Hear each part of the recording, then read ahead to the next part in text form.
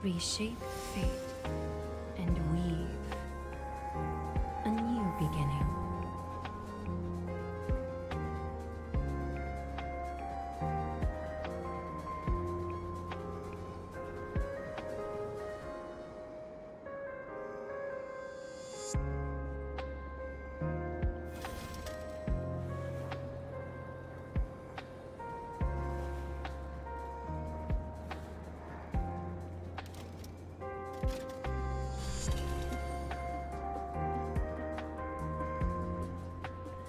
Hello, hello. Okay, I think it is working. Hello. Oh my god. Hello, hello, hello. Alright. You guys gotta let me know if this mic and everything sounds okay. Alright, alright. Hi! As you can see, we're doing the normal thing of being Aglaia and Penacony. I actually need to legitimately do my dailies, so we're gonna run through the dailies first, and then while kind of talking about a bit about 3.3, and then we'll go a bit, and then we'll watch. I'll watch the Herta Space Station scene. I haven't seen it yet though, but I've just heard about it everywhere. So apparently it's really important to everything that's going on. But yeah. What'd you guys think of 3.3? Hi. I use my buddy's E6 R5. You still haven't watched it either? I thought everyone would have seen it by now. I had no idea that was gonna be a thing in Harmony and unison. in I also kind of I kind of find it weird they didn't make it if it's that important of a lore dump. I'm surprised they didn't make it required, you know, a part of the actual story. Because I think I didn't even realize that it was a thing until I saw online someone was it's yeah, make sure to go to Herta Space Station. And I was like, shit, I didn't even notice. And then again, I was like, I was pretty tired after playing the game for a few hours. But yeah. So fragile, like a wisp of silk. What do you guys think of 3.3? Did you guys think everyone's saying it's the best story quest? Thus our fates become one. All lies shall be revealed. For me, I still think it's pretty good. I think I really liked it, but I'm because they thought 3.3 was too long. Yeah, that's definitely a possibility. Hi. Kinda saving up for Cipher. Hello, hello. Oh hey. Hey doggo, how you doing, bro? He's gonna hear me yapping for about a while. Spend freely. I am Maybe farming for Cipher right now. HSR's official cat girl. It needs to happen. Alright. After this run, I'll probably go and check on that actual check on the Herta Space Station too. Is it literally, where is it at? Is it literally at the is it at where you fight the beetle?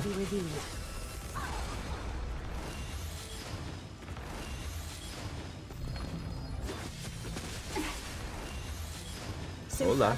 Like a wisp of silk. Yes. Stars echo. I think 3.3 was pretty solid. I got a bit. They did, and considering how little Cipher and Hyacin were in the story, they did the best they could for the characters. I think it gets tougher.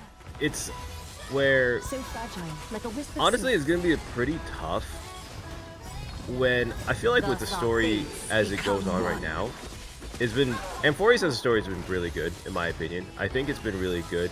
I think as it's designed, the story, it's weird because in my opinion, I think a lot of Star Rail stories, as a format storyboard, is done really, really well. But sometimes I think because they have such a complicated ideas and concepts that it becomes tough to execute it in the settings they need it, and because they have to like they're on a time crunch to make it all happen within like 6. Well, they're making it a way ahead of time, but it's still a time crunch to put all of those things into one story every 6 weeks, right? Is it 6 weeks or is it 8 weeks? I don't remember, but it's like something like that. So like things have to be cut and things have to be cut short. I would be fascinated to see like a director's cut version of Amphoreus. I would love to see that, and this is partially why I want. I think everyone wants a Star Rail anime, but I would love to see a Star Rail like anime or something like that, because I would love to see what was the original storyboard concepts for how everything worked out. Like for Penacony and everything, because they like kind of backloaded the whole entire story. Whoops, that was a technique. All right, let's go see this. Where is it at? The beetle. Where is the fucking beetle? Where is the beetle? Wait, can I just do this? Hold on. Does this work? Can I just go like this? Echoes of War. By the way, I have like my AC running in the background. Can you guys hear it? in the microphone, or is it not picking up? I just want to make sure. There we go. No, don't challenge. Don't challenge. How do I... Okay, cool. Alright, I guess you don't go there. Reshape. Is there a thing that tells you to go there directly? Or you just have to actually go to Herta Space Station? Cody. Okay. I guess I'll just go figure it out then. Weave. That's cool. Star Rail map. Real 6. God, I almost never use that map. Where is this? Base supply zone. Is it here? The distribution center? The arena. Is it this one? The arena? Where's the arena? Seclusion zone. It's this one, right?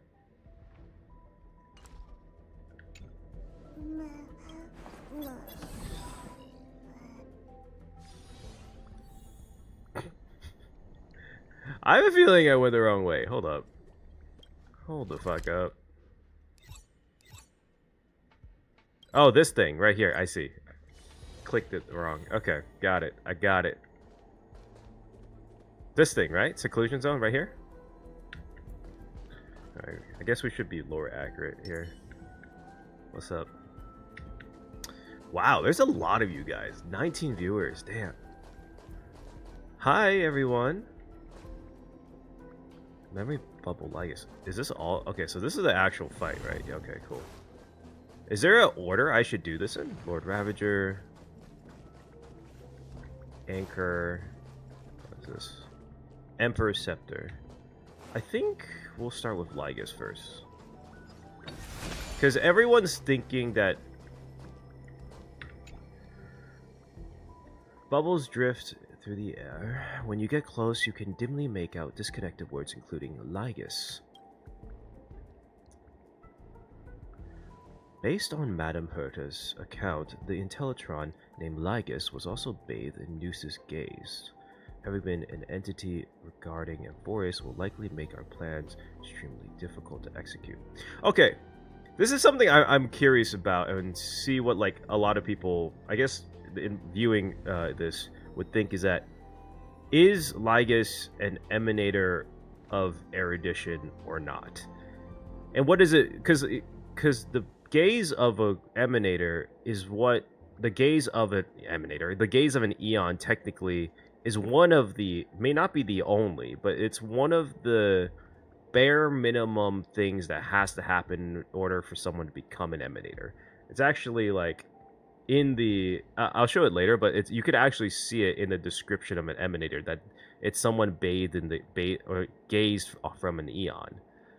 So like it was kind of confusing to me when I saw everyone. I was like, so Lygus is an Emanator of I forgot who's the balance or something like that. But it's kind of interesting to see that. I don't know. There's a part of me one way or another. That I'm iffy about. Okay. Fear not, I've come prepared. We'll fight magic with magic and science with science. Beating machine brain with machine brain. Okay. So screw them. I appreciate Madame Herta's confidence in me, but before we delve into this discussion, there's something I must ask. Madame Herta, did you actually enter the world of Amphoreus? Oh. That's a no. That's definitely a no. Mr. Screwlum means that the Amphoreus you entered, Madame Herta, might have been a cognitive barrier constructed by Lygus, similar to the power of harmony.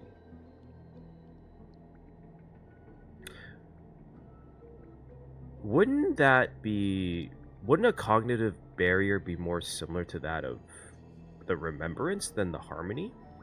Because would be Memoria, right? Blocking it?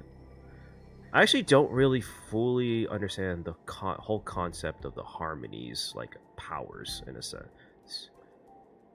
As I understand it, everyone who is an Emanator was gazed by an Eon, but not everyone who was gazed by an Eon is an Emanator. That's, I guess, where they're going with it. Be gazed by an Eon doesn't mean that MC is an Emanator destruction preservation, since I mean gaze. Yeah, okay, so I have a video planned about Emanators, and it's actually one of those things where for the Trailblazer, and I guess I'll get into this in a little bit because I should probably read this, is that I think the Trailblazer in itself, just purely for the fact that they're the MC of this game, right? They're the MC of HSR, and a lot of anime RPG games always have the MC be special in some way. I also think the Trailblazer in itself is a really unique path, where perhaps part of being a Trailblazer is getting the attention and getting the approval, in a sense, of other Eons and other Emanators, other characters, because that's kind of the whole path of the Trailblazer, is to go around, learn and understand and connect with people. Manipulating my cognition without my awareness. That might be beyond even an Emanator of harmony. Oh. Also, another thing that is a bit confusing about Emanators, which is like, technically an Emanator just means someone that's recognized by an Eon, right? Given and blessing the path of an Eon. But there's not like, there has to be levels to it, right? Like, just because someone's an Emanator doesn't necessarily mean they're stronger than someone else. They're just recognized by that path. While Herta is powerful, Herta probably is like really powerful, but I doubt that she could 1v1 a Lord Ravager. And what, like, you know what I mean? And I wonder if the Emanator's powers is reflected either on the path or is it reflected on the power of the Eon. Because from what I've heard this recently in a video, I'm not exactly sure if this is true or not, but I've heard that like Lon the Hunt is one of the weakest Eons, just because of how the path works and the meaning behind the path. So I wonder if that reflects their Emanators, that the Emanators are weaker than other Emanators, or is it that the Emanators are stronger based on the actual ideals of the path of the hunt? In that sense, whether Lygus is an Emanator or not is still up to debate. Lygus said to Herta, just like you, I bask in the gaze of the erudition, or something like that, which implies that he's on the same level as her.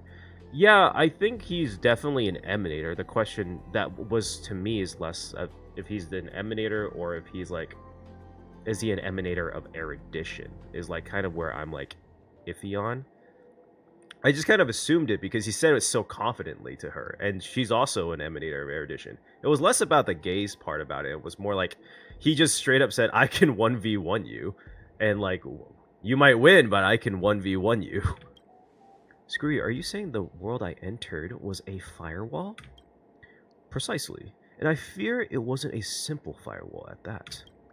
Amphoreus uses space as his first barrier. For Madame Herta, crossing this barrier is child's play. However, the second barrier is time. What the fuck? Is self? What the fuck does that mean? That why does Welt just understand it? Like that was a clear explanation. What the fuck? What? That explains it. Madame Herta mentions observing traces of two nameless in the world of Amphoreus, which appear to be both residual memoria and data materialization. It's interesting to me because I'm kind of like not fully convinced that the Trailblazers actually that the MC and Dan Heng actually made it to Amphoreus. Because if Amphoreus is a simulation, it's Memoria. How did they become Memoria? Because even in Penacony, you fall asleep in order to become to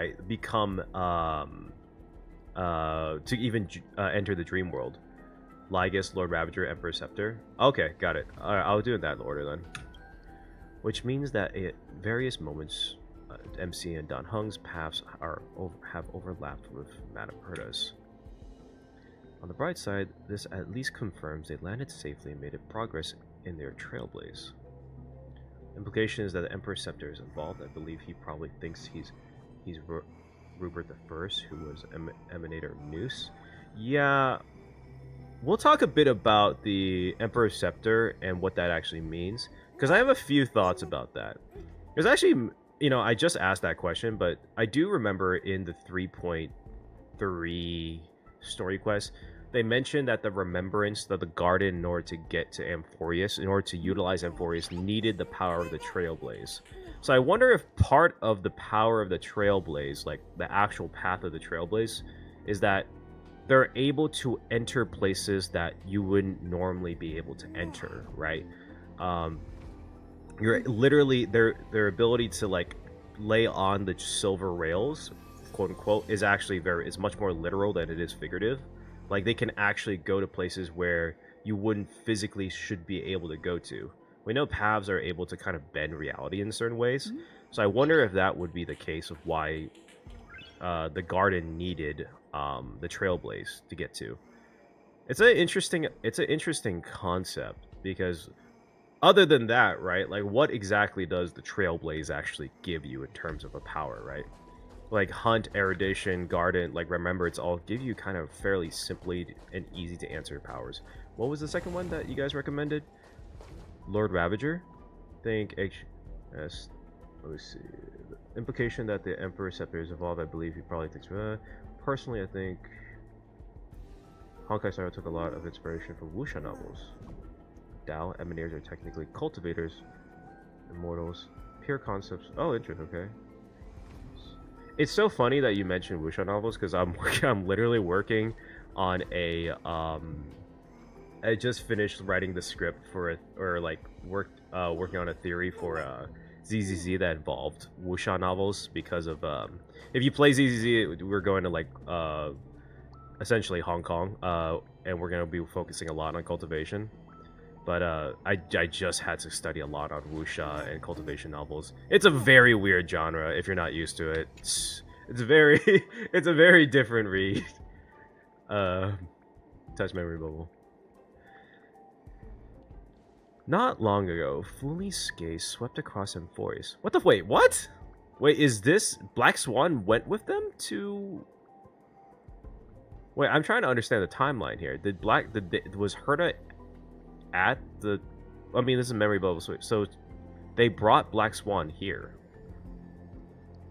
combined with the intel Madame Herta gathered on this journey. Amphoreus might soon trigger the rage of a Lord Ravager. The Lord Ravager Fantilia, we confronted her on the Xianzhou and later gained some relevant information from her. I wonder if the destruction secretly brewing behind Amphoreus comes from renowned overlords like Zephyro, Selenova, and Iron Tomb, or still unknown one to the world like Fantilia. I mentioned this before, but I highly doubt it would be one of these three. I mean, the implication of the Scepter gives it a little bit more possibility. It might be Iron Tomb, because I kind of have this thought that the Lord Ravagers are going to be like essentially flips on the paths. So Fantilia is a flip on abundance. and it seems like the one we're getting, because it's part that they were the Scepter of Rupert the First, or the Machine Emperor. It'd be a flip on the erudition. So I think it would be kind of fun as an idea. I'm not fully convinced yet, but I feel like it would be really cool if like the Lord Ravagers in are like essentially anti-paths, or are like the anti emanators of certain paths. In addition, because they're path they've already trodden, never can accuse them. Oh. Ascend real immortalhood for they would need a path. Damn, Vampy, you really went in on that on the cultivation concepts from Wuxia. I mean, they do take a lot of inspiration from cultivation novels. Hoyo does take a lot of that into their games. Seems like the Garden of Recollection Memo Keepers in general are very sporadic faction due to the Memo Snatchers, Memo Keepers, and Premieres all doing their own thing. He also didn't say Sun Devourer, which makes me think it's Sun Devourer. I still think it's Sun Devourer too. Whichever one it is, when it erupts, countless lives will be surely lost.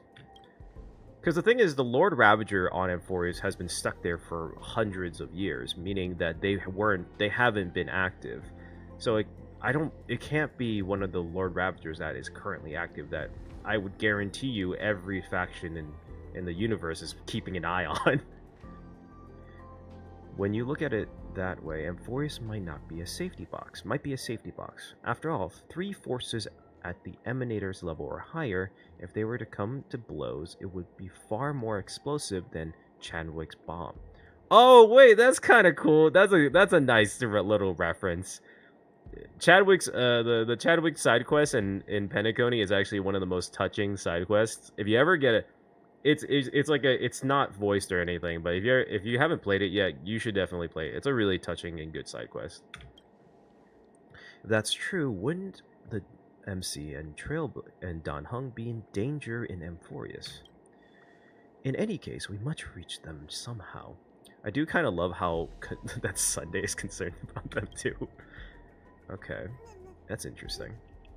So that's mainly just talking about the Lord Ravagers, which one might be on Amphoreus. Emperor's Scepter.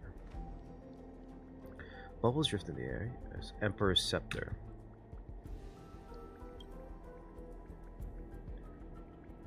Screw 'em. In my long existence, I've certainly come across worlds that used space-time as barriers. Are you familiar with the Emperor's Scepter? Thank you, Welt, for being us. A colossal system among Emperor Rupert II's collection of scepters, operated by anti-life equations and created to simulate destruction scenarios for innumerable civilizations. Even amidst the scholar's strife, when other scepters were depleted of computing power, none dared employ such ungovernable erudition weapons. They were either sealed forever or cast into distant stellar abysses. Screwy, where did you come across such a sinister artifact? While exploring the origins of inorganic life across distant border stars, I found one that had escaped detection. I just want to point this out there. I imagine after this whole entire Machine Emperor's War kind of like happened, right? This would be the equivalent of losing a hydrogen bomb just because. Like, that's insane. Someone got fired. Like, holy shit. Like, I thought they would come up with some explanation, like, oh, it escaped, or someone like broke it out or something like that. Nah, it just escaped detection before. Like, you would think that they would have an eye on that. Like, seriously, holy shit. We lost the nuke. Exactly. That's literally what this was. It wasn't anything else. They just lost it. Even though its operator had perished in self-coronation, that scepter continued to function, terrifying mutation tides surge within, and yet not a single ripple across the outside world. To protect its extrapolations from external disruptions, the Emperor's Scepter secluded itself in a conclave space deliberately warped in its internal time flow. The world inside the Scepter gradually descended into madness after centuries of extrapolation. When I admitted to peer inside, I nearly had my logical components disrupted by those insane data entities.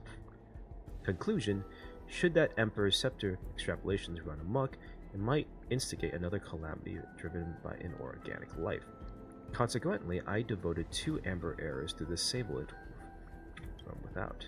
Deduction: Amphoreus' actual identity might be a lost Emperor's Scepter or similar erudition construction, while Lygus may be its operator, or perhaps another Rupert hidden from the world.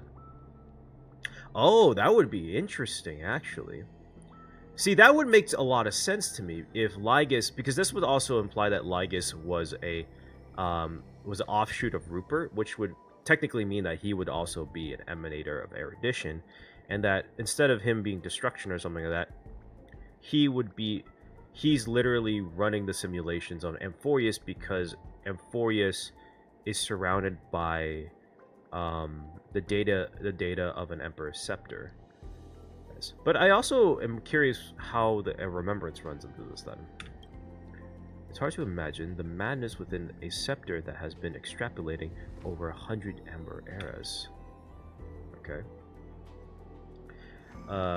By the way, do you look at character gameplay leaks? I try not to. I haven't. So if I'm assuming you're talking about Phainon, because I've heard that his gameplay like leaks a lot of stuff. I haven't seen anything but the very base of his like character model, which I hope it doesn't leak too much. But I try not to. It's kind of tough, especially with like characters as big as Phainon. And I heard there was like this big controversy in like Shanghai where someone filmed like Phainon's kit or something like that and then like sent it out to get leaked, which is a wild thing. That's a wild thing to happen. They had to, like, from what I understand, they had to get the police involved. They arrested the guy. It makes total sense. Like I think that's totally warranted, especially as a company. If I was Hoyo, I think that would be I would definitely get that out. Herta suggests this was not just a prison, essentially a cradle for a fully new Lord Ravager, or is it one of those things that's weird translation? Translation is possible. I accidentally dropped my Galaxy Ending Universe eating machine. Yeah! Yeah, I for sure think that... Oh, man. The thing is... They kind of worded it They worded it kind of weird, right? In a sense that it's like... I'm not sure if the Emperor's Scepter is the Lord Ravager itself, or it's developing a Lord Ravager. It's making a new one. I kind of hope it is a Lord Ravager in itself, because I feel like it'd be weird. It wouldn't be weird, but it would be like kind of... It wouldn't make any sense to introduce a new Lord Ravager without actually introducing the rest of the Lord Ravagers, right? They never actually introduced the other Lord Ravagers. I don't know. It's a bit weird. It could actually be interesting because we've never seen the birth of an Emanator, so that could be an interesting concept to show. Is that how Emanators are actually born? It might actually kind of solve a lot of the questioning around Emanators that a lot of people have. Cognitive anchor. Bubbles drift through the air. Chronocognitive anchor. Chronocognitive implies time mind anchor. I have to say though, I'm so happy that Screwlum is part of this story. He's just a character that we haven't gotten playable, and he's just been like a cool guy, a chill guy that's been around all of throughout the whole story. I want him to be playable. I for sure want a playable Screwlum.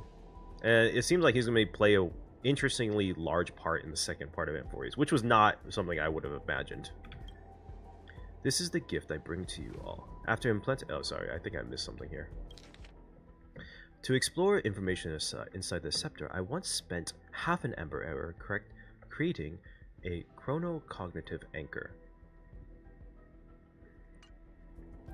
This is the gift I bring to you all. After implementing it into the Emperor's Scepter, then I secured a set of anchor temporal coordinates without compromising its shell. Even when a world's temporal flow is disordered, basic causality remains inviolable. In the smallest...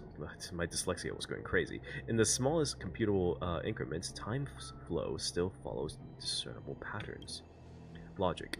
If the firewall Lygus created for Amphoreus is similar to the Emperor's Scepter's defense mechanisms, then Chronocognitive Anchor should be effective against it as well. Oh, Skrilly, the last time I was impressed was when we built the simulated universe together. You flatter me, Madam Herta. It's just a minor invention. The fuck? Not satisfying to use, but serves its purpose. Well, I still have some questions. Mr. Skrilum's gift will surely help us reach...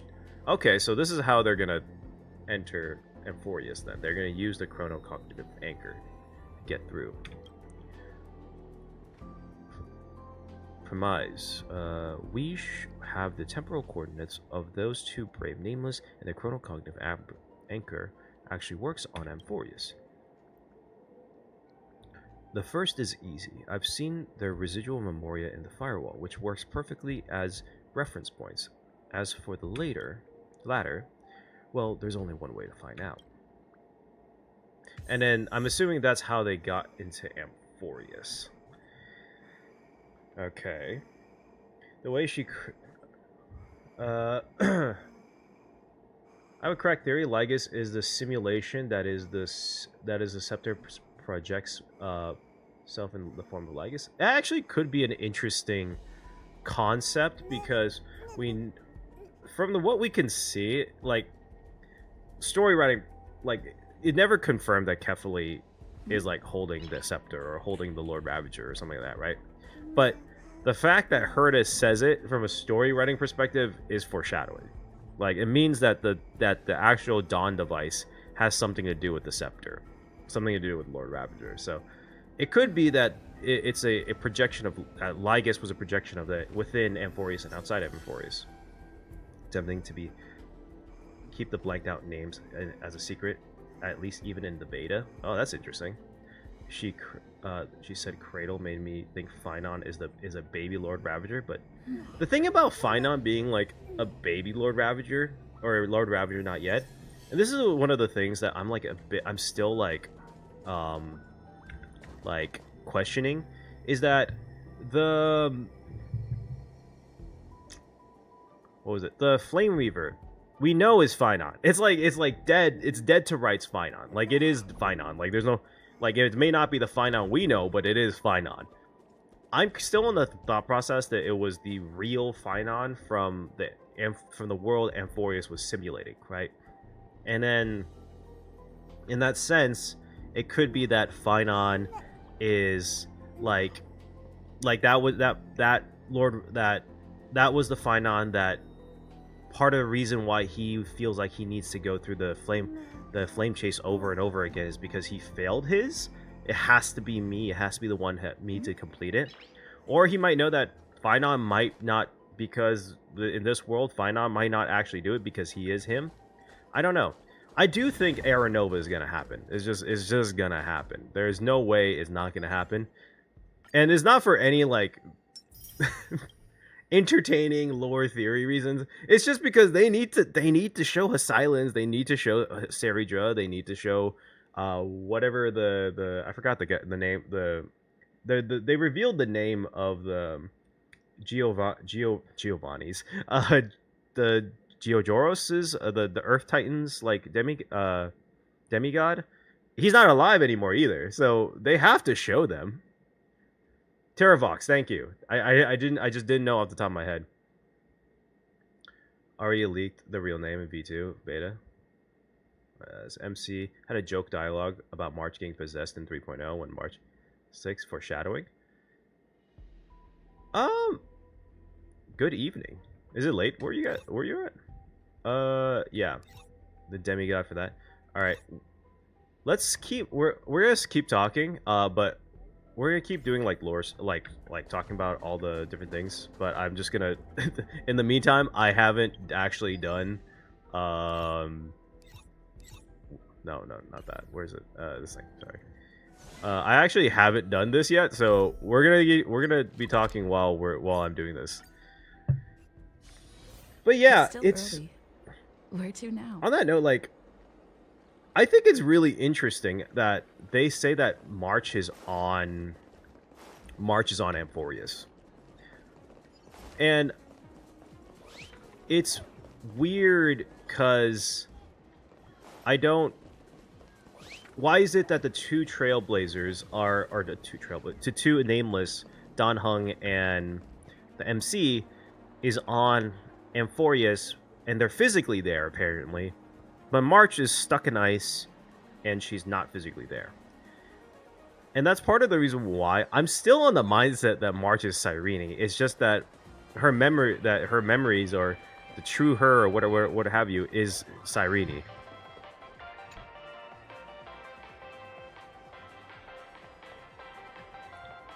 I think March is connected to Mem. I think March is 100% connected to Mem.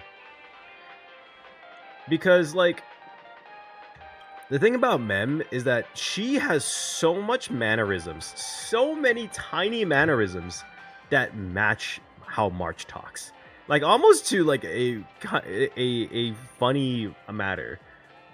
Not necessarily the voice, obviously, it's Cyrene's voice. Like, there's no fucking way it's not Cyrene's voice.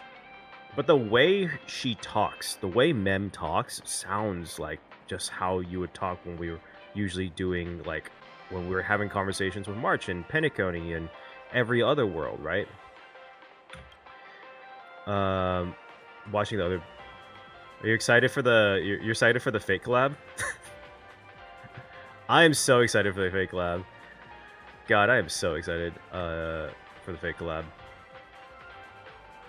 If you guys don't know, I am a huge Fate fan. I actually have the motorcycle figure right there of Saber from Unlimited Blade Words when she's riding the motorcycle on her suit.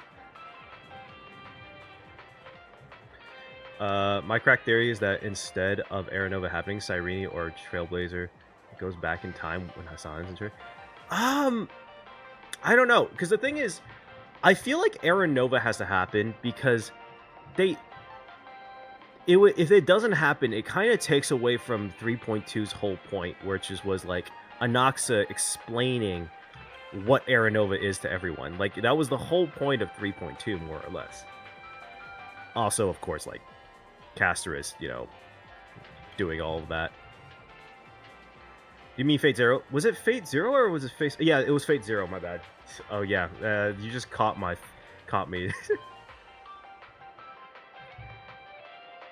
Yeah, Fate Zero. I meant Fate Zero. That's my bad.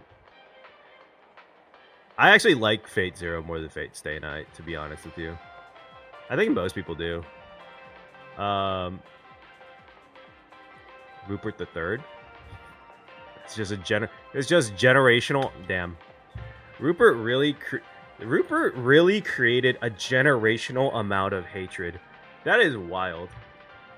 That if you think about it, he made three. If Lygus is Rupert the Third, that would mean that the original Rupert literally made generational amounts of racist. Yes, exactly, generational racist. Died. I know. I'm sorry. It's been a while since I was a Fate fan. I haven't played FGO in a long ass time either, too.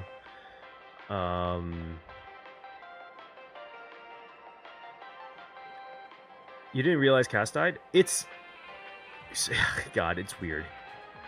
Cass technically died, but it's like kind of, she was technically supposed to die. Nah, it's fine. Each of the world we visit to reveal the past of the Astral Express crew.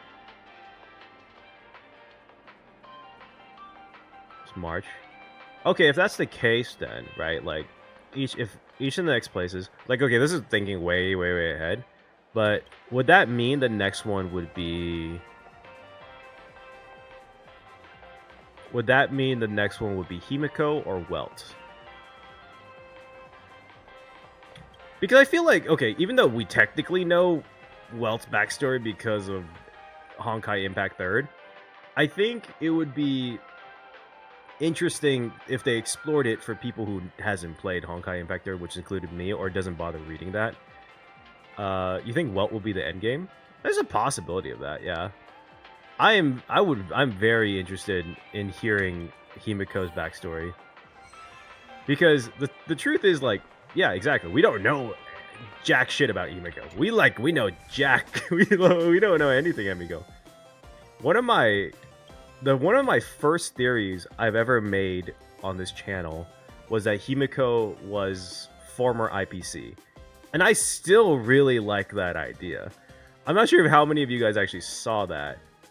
But like, I still have a belief that Himiko was like a former director of IPC, because she had to make the money to repair the Astral Express somehow. Yeah, she rebuilt the train. How do you the amount of money it takes to rebuild? This is like at the time when she found it, it was like 1,000-year-old train. It's 1,000-year-old astral train that one has to be updated, right? Get new furnishing, cleaned up. It has to they have to reconnect or update every system to the worldwide system. They have to develop everything. And at the time, when she started the Astral Express, she wouldn't have had any money creating it, so she has to start doing commissions. Yeah, it was a year ago how long that video was. She repaired and traveled with Welt and Void. Yeah, that's the... I would love to see the early days. It should be fine. It should be fine. I kind of remember how this works. As long as it's strong enough, you should be okay. But yeah, it's Himiko's character. She has a lot of push and sway when it comes to like just the world.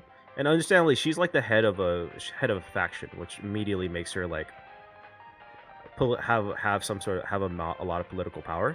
But if she truly was just, as the description says, was like, oh, just a normal scientist, there's no way she would have been able to fully develop the abilities to gain political sway, do business deals like off the bat, while still running and not running the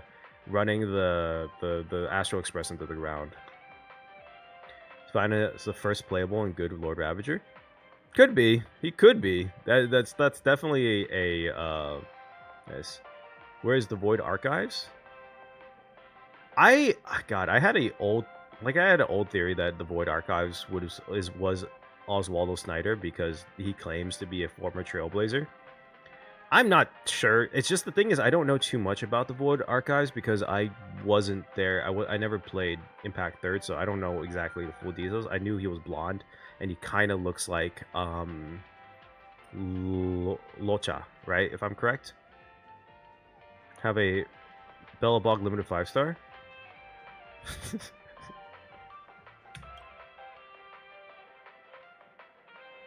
Oswaldo helped Himiko. It's possible. I just highly doubt it.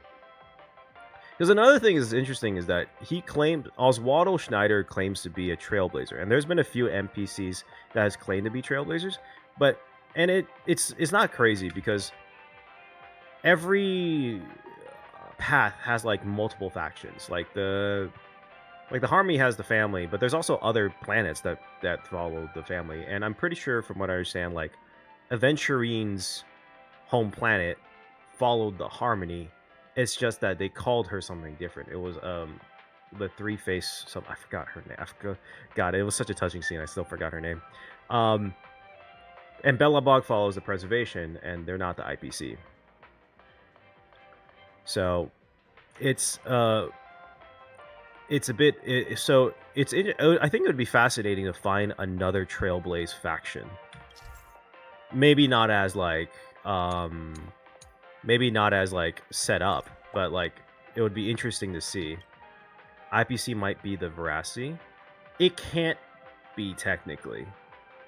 I think it technically can't be because the Veracity is the Veracity, from what I understand, is the complete opposite and enemy of the Amber Lord of the Preservation, because the whole point of the Preservation is building a wall to keep out the Ouroboros, the Veracity, the oh god, what is the names? Oh man, the little bitey worm things that the Veracity has. I have to look it up. Hold on. HSR Veracity. I forgot what was it called. It's Ouroboros, and she had these little kids that were like were not silly snakes. They were very dangerous snakes. I forgot what it was. Little Ika is the Eon of Veracity. I could believe it. Honestly, okay, this might sound kind of fucked, but probably my favorite meme, the Leviathans. Thank you. Oh my god, I was forgetting that. My favorite ongoing meme with Star Rail is little Ika being called fat fuck. I think it has created my favorite online memes. I just think it's hilarious.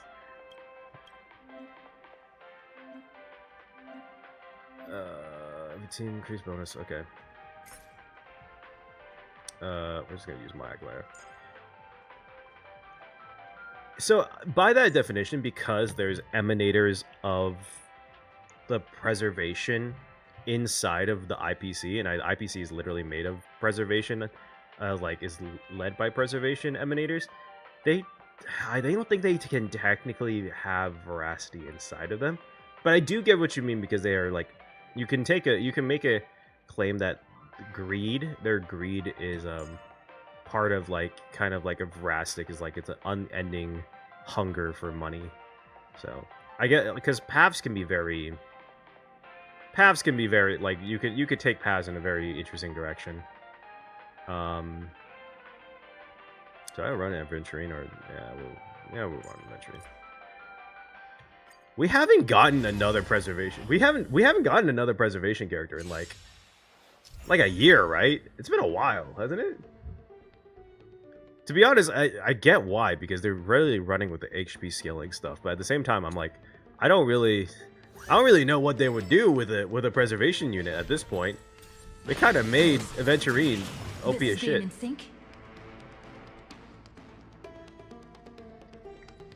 The Leviathans were also a joke dialogue in 3.1. Red herring, though. Yeah, I doubt that. Well, I'm not in a hurry anyway. We can do it! I'll overcome the thorns! Remembrance Preservation, as most IPC members show many Veracity attitude, like extreme greed. Yeah, it depends on, like, it's really interesting how... This is one thing that like kind of confuses me a bit about the paths, is that how flexible is the concept of the paths, right? There was an interesting point, I don't remember, this was like a long time ago, where they talked about this, was that the path of the hunt, I think it was the hunt, involved like involved detectives. Which was crazy. Which was like, it was technically, it makes sense if you think about it. But that's something like, it's interesting because it also, I feel like a lot of paths kind of cover multiple meanings. Because they always call like the God, what was it? The Rangers, the Galaxy Rangers, like the Rangers of like justice, hunts justice.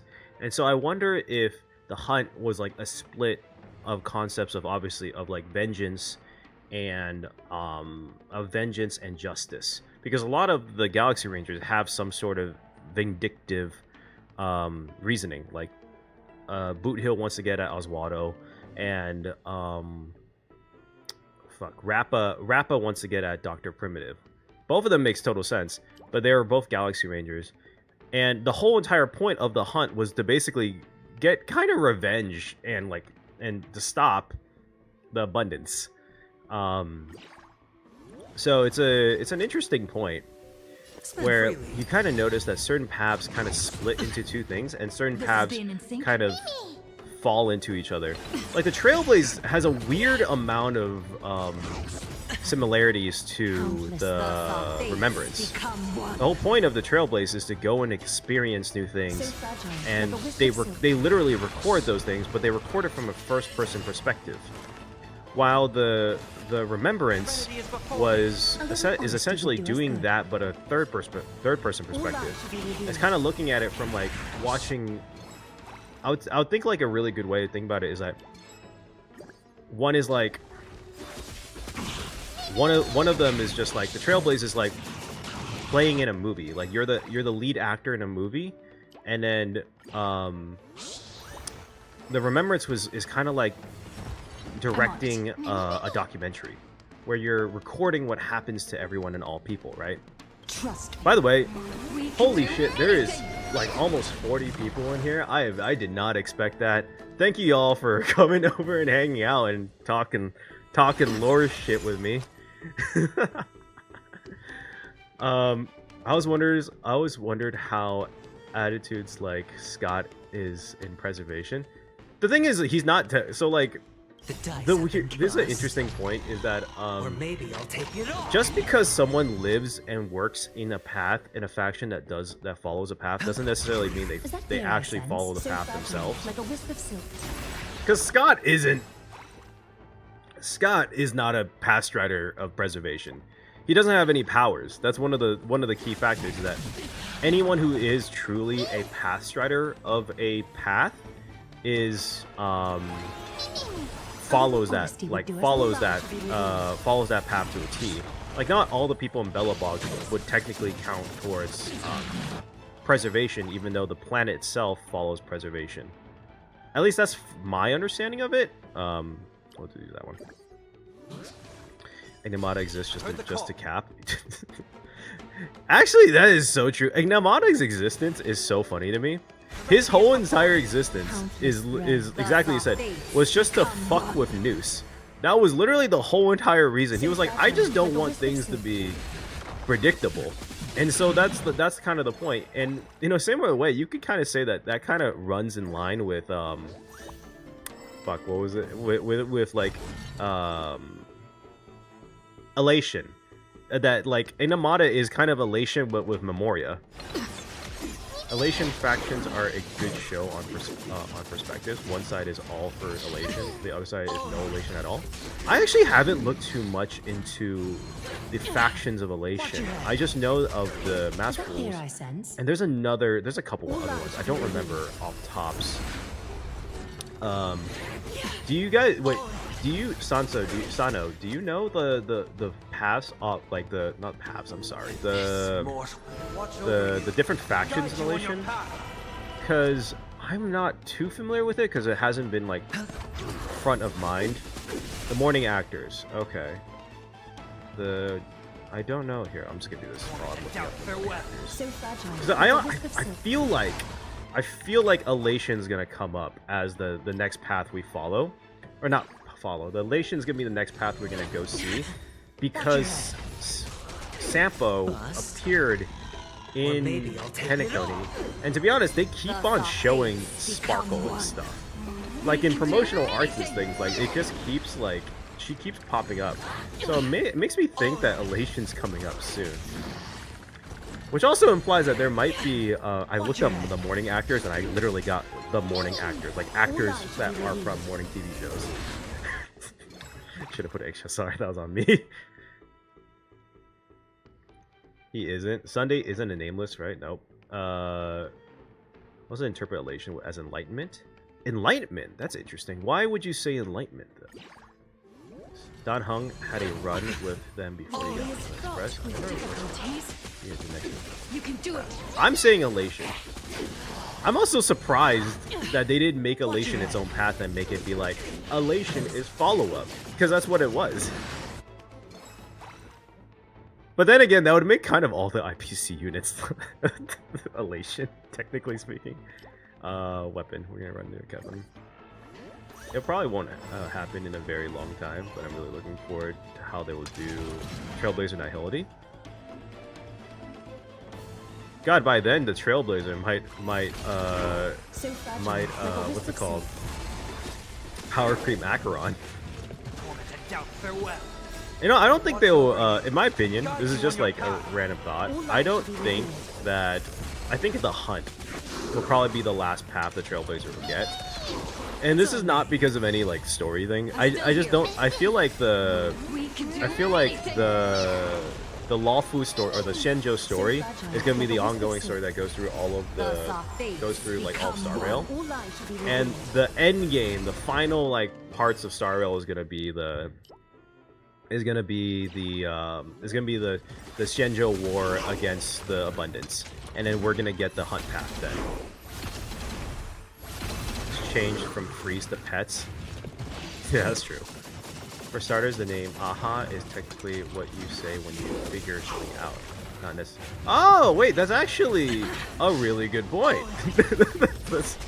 That's actually, oh yeah, I give you that one. I didn't even think of that. That's true. That is true. The first thing you do say when you think of something is aha. That is, you can do that one. I feel like Elation and slash Emanator are gonna be the counterpart to Remembrance. They're gonna be summoned on multiple memo sprites. They have to stop, to be like, though unfortunately they have to stop at some point. There's so many paths. They can't have like 18 paths in the game. It just wouldn't work. So I don't know how they're gonna make that work, but they can't have that many paths in the game. It would be hilarious to me if the Trailblazers got Erudition, and then like they just for like a small second they become really smart. Like, I don't like trash cans anymore. Just too smart for that. That'd be really funny. Play like Xenoblade characters. I guess that could work. Yeah, that'd be interesting. Yeah, I guess we should. Okay, I guess we should cover this.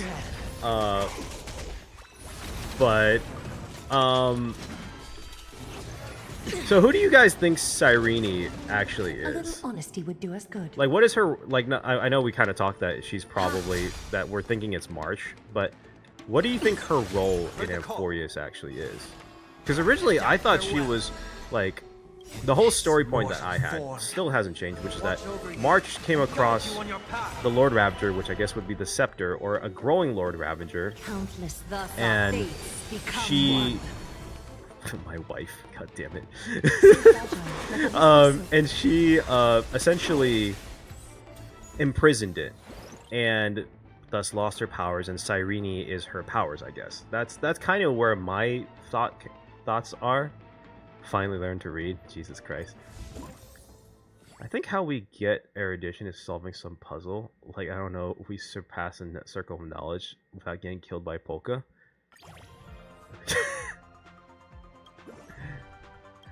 That'd be the funniest way to get erudition, though. It's like, oh, congratulations, you weren't stabbed.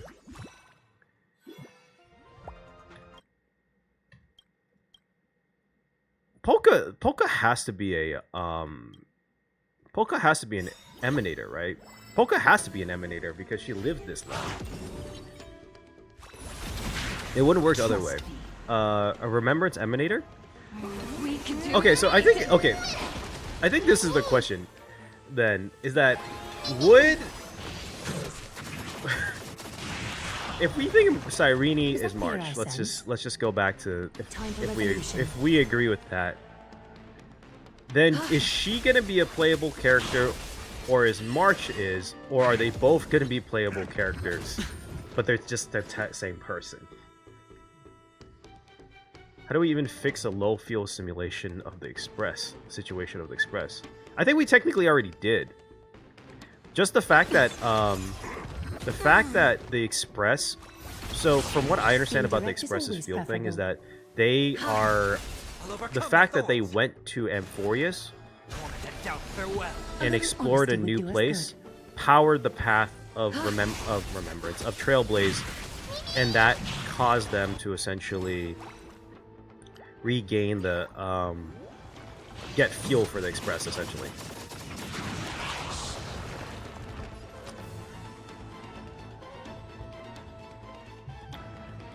The Alliance. Wait, what? When did Lygus mention Alliance? I'm on it. The dice have been bust. We know she works with Lygus, but I didn't. Or Wait, maybe did I'll she take it mention off. Did they mention Alliance? I don't remember Mem mentioning an Alliance. She's the one attached to the Cooley's fingers, as described by Black Swan. She's a parasite emanator, so she's like a memo. So you're thinking that she's the memo snatcher. Countless threats. Thus our fates become Keep one. hearing that Cyrene is an emanator which can make march her physical body. Oh, that's actually a really good point. That also then brings up the point of like, well, I guess Cyrene would be. If that's the case, then Cyrene would just be playable March, which I don't think Hoyo would do that because them doing this with March kind of makes everyone want a playable, like a 5-star playable March. Lore-wise, I feel like that would make sense. I'm just thinking about it from the perspective of like, okay, a game designer probably doesn't want that, right? Was definitely Evil March or something. Red silhouetted girl. Oh, the one in the original trailer. Yeah, that one's weird because the red silhouetted girl was. Okay, so that's actually an interesting thing because I just remembered that Sure, technically speaking, the red silhouetted girl would have been the We can do anything. the demigod for So fragile, like a Onyx, wisp of but we took that place. So that's that might be interesting because that would make technically Mem. Oh, perfect. Thank you, Mem. Mem would be the Mem who is Cyrene, or I guess March would be that red silhouetted girl because our powers of Remembrance and Onyx come from Mem. Essentially, we technically actually don't do shit. It's literally just Mem that controls all the powers of time.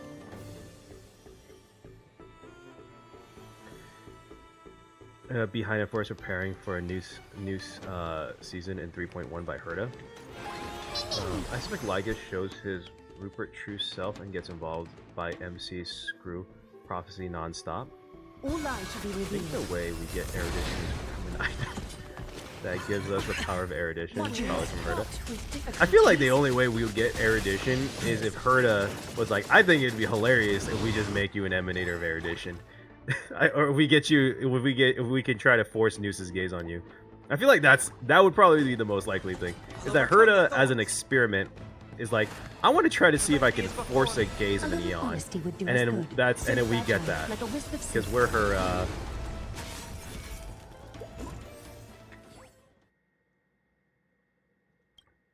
What do you think would happen after 3.4 to transition to silence or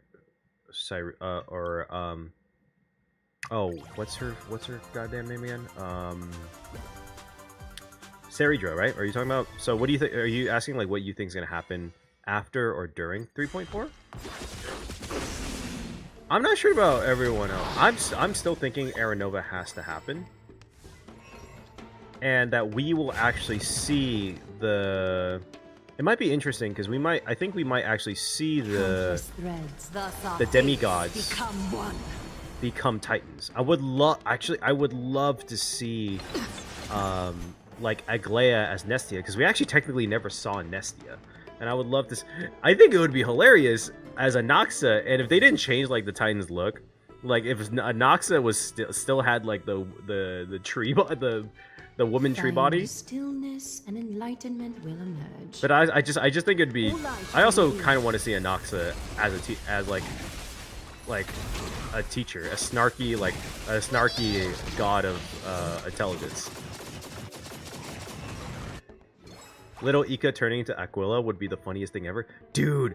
That would be so fucking hilarious if we see in Aranova, like we actually are able to see the demigods become like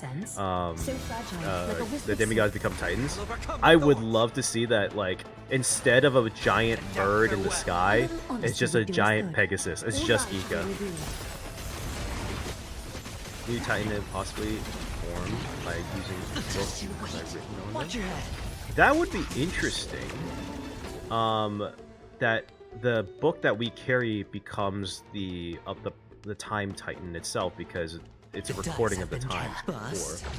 I'm gonna introduce Parasite all. the Cyrene. They'll make either Rame or Ratio attach them to themselves to Noose. Interesting. So you think they're just gonna make a new class of Emanators? So Parasite Emanators? Which I don't know. Watch your head. I know that they called. Watch over you. I don't. The thing about that is that I'm not sure if they were when Black Swan called those Emanators parasites. I wonder if she meant that like as a term of like mocking, or did she actually mean that literally?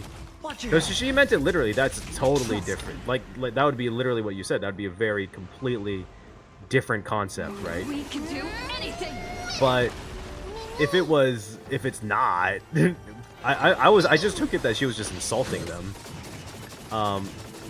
It could be that that would actually be something cool because that would give us another type of Emanator to work with and expand what we know about Emanators, which is more than just like, hey, these people are strong. Like that's all we technically know about them, really. Is Danheng even alive? Nah, Danheng's alive. Danheng's good. Danheng's good. I believe in Danheng. Countless I believe he's fine. Become one. You know what's interesting though is just like a small observation is that the Trailblaze is kind of, as of right now, is kind of made up of like of all characters who are pseudo or if March is an Emanator, right, of Remembrance. I'm not going to confirm that or not because we don't know yet, but let's like it would technically mean that all the nameless right now are at the very least pseudo Emanators or something equivalent to. Sunday basically had the blessing of order, and he still has the power of harmony. The Trailblazer we talked about gets gazes. I wonder how Ratio feels about her, because Ratio has been trying to get the gaze of Noose so long, and she got like 5 gazes already. And then we got Himiko, who I think was a former director of IPC, and I'm still on that train that she was at least something like that. And then Danheng technically was an ancestor of a previous Eon of Long. What was Long's? It started with P. Long. HSR. Eon of Permanence. Permanence, yeah. Hedge your bets.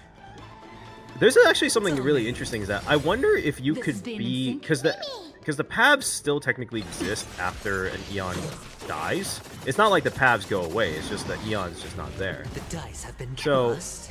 I wonder Or if maybe I'll take it all. you could still be an Emanator of a path without actually having the path have an Eon. Which technically is weird because it's the power of the path is not granted by the Eon. Just you wait. But you would still technically. But I wonder if there's a way for the path itself to grant its power to someone without actually making them an Eon. Phainon is Iron Tomb, or the Sunfire. Iron Tomb is because Amphoreus having minimal technology because of the Scepter and form of communication to limit Iron Tomb. And the Sun Devourer is because of his theme. I think he's more Sun Devourer than he is Iron Tomb. But I see what you mean by Iron Tomb, because like with the idea of the Lord Ravager being connected to the Scepter, it would imply some sort of connection to technology. And that's kind of like the two I have in mind as well. I'm not sure about Iron Tomb though, because Iron Tomb is active. People know about Iron Tomb. And again, with the whole entire thing is like I highly doubt the IPC, the Xianzhou, and all of the militaristic factions would not keep an eye on an Emanator of Destruction, right? Like, they would have to keep an eye on an Emanator of Destruction. Because it could destroy the world. Danheng is the permanence, right? Yes. I'm not sure if he's defined as an Emanator, but he's technically an ancestor of the... He's the ancestor of Long. So I'm not sure if that actually defines him as an Emanator, or it's just that he's connected to an Eon in one way, shape, or form. Or it might be just a different type of existence. Like, I do wonder if, like... Serenity is before me. if Lan had children. I don't know if he did or not, but let's say like if Lan had children on the Xianzhou before he ascended, would the children of Lan be like Emanators or be like kind of godlike figures or demigod-like figures for the people of the Xianzhou? Lygus being the final boss is based on the Honkai Impact 3rd Flame Chase arc. Evil and corrupted AI. Interesting. I don't know much about the Flame Chase arc. I read about it. It could be that, and it seems like they're going down the path that the final boss is going to be someone based in erudition or AI. Sure, I'll play along. I wonder if Screwlum has, and Screwlum will have to be like, help us, descendant or ancestor? Descendant. Oh, sorry, descendant. Yes, technically. Long the permanence. Yeah. We're collecting. Yeah, like I feel like I wonder if we ever told Ratio that we just have the gaze of 5 fucking eons. Like, I wonder how it would feel. It would actually be hilarious if we do get a gaze of erudition before Ratio. God, that would be so funny. That would be hilarious to me. Because you just imagine how Ratio has to feel about that. I choose you. Lygus being the final boss. Oh yeah. Also, to continue my theory on the parasite enemies, I have a few guesses on already existing characters who would become parasite. I think Screwlum would become Rupert the Third, but good. Oh, that's interesting. That is interesting. Parasite Emanators. If they really do go on the actual route of Parasite Emanators being a real thing, then I wonder if the implications of that are that those Emanators aren't chosen, but they basically they like very literally attach themselves to an Eon and suck out their power. Which I guess would technically work, but I wonder if, I would assume the Eon would know something about that. And to be honest, I mean, I know that Herta is technically an Emanator. I feel like you're right on Ron May. If that is a thing, then Ron May would either would do that or has done that or tried to do that. Just on the biological research side, like not even to try to be an Emanator. I think she just wants to see if that would work. Do you know Elysian Realm lore? Not too much, Yuki. I tried understanding it. I know essentially. So my understanding of the Flame Chase, and maybe you guys can correct me if I'm wrong, is that it was essentially a goal to save the world. I'm gonna just do this in the background. It was essentially the goal was to save the world, and the Flame Chasers happened like 2,000 years ago or something like that, and the arc was done in a simulation, and Alicia was a Hersher, which was like a Hersher was like some destruction god essentially, and then but she loved humanity and she was good about it. Hi, Mystic Love. Essentially, was it 50k years ago? Oh, it was a long ass time ago. I'm curious if Acheron would be classified as a parasite emanator.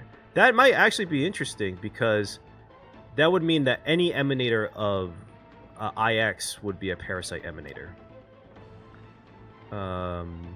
He has a lot of hints towards him becoming Rupert III. God, I agree. I feel like there has to be a connection between Screwlum and I always thought that too, that Screwlum has some connection with Rupert in the Machine Emperor's War, because it like he took over his empire essentially. He just made it good. Rupert looks good. Mysterious 3-letter name might be Ego. Oh, interesting. Isn't that essentially how Acheron Emanator says, where she draws from the path but aims to destroy it? There's actually something really interesting about the Emanators, of the current Emanators we know of.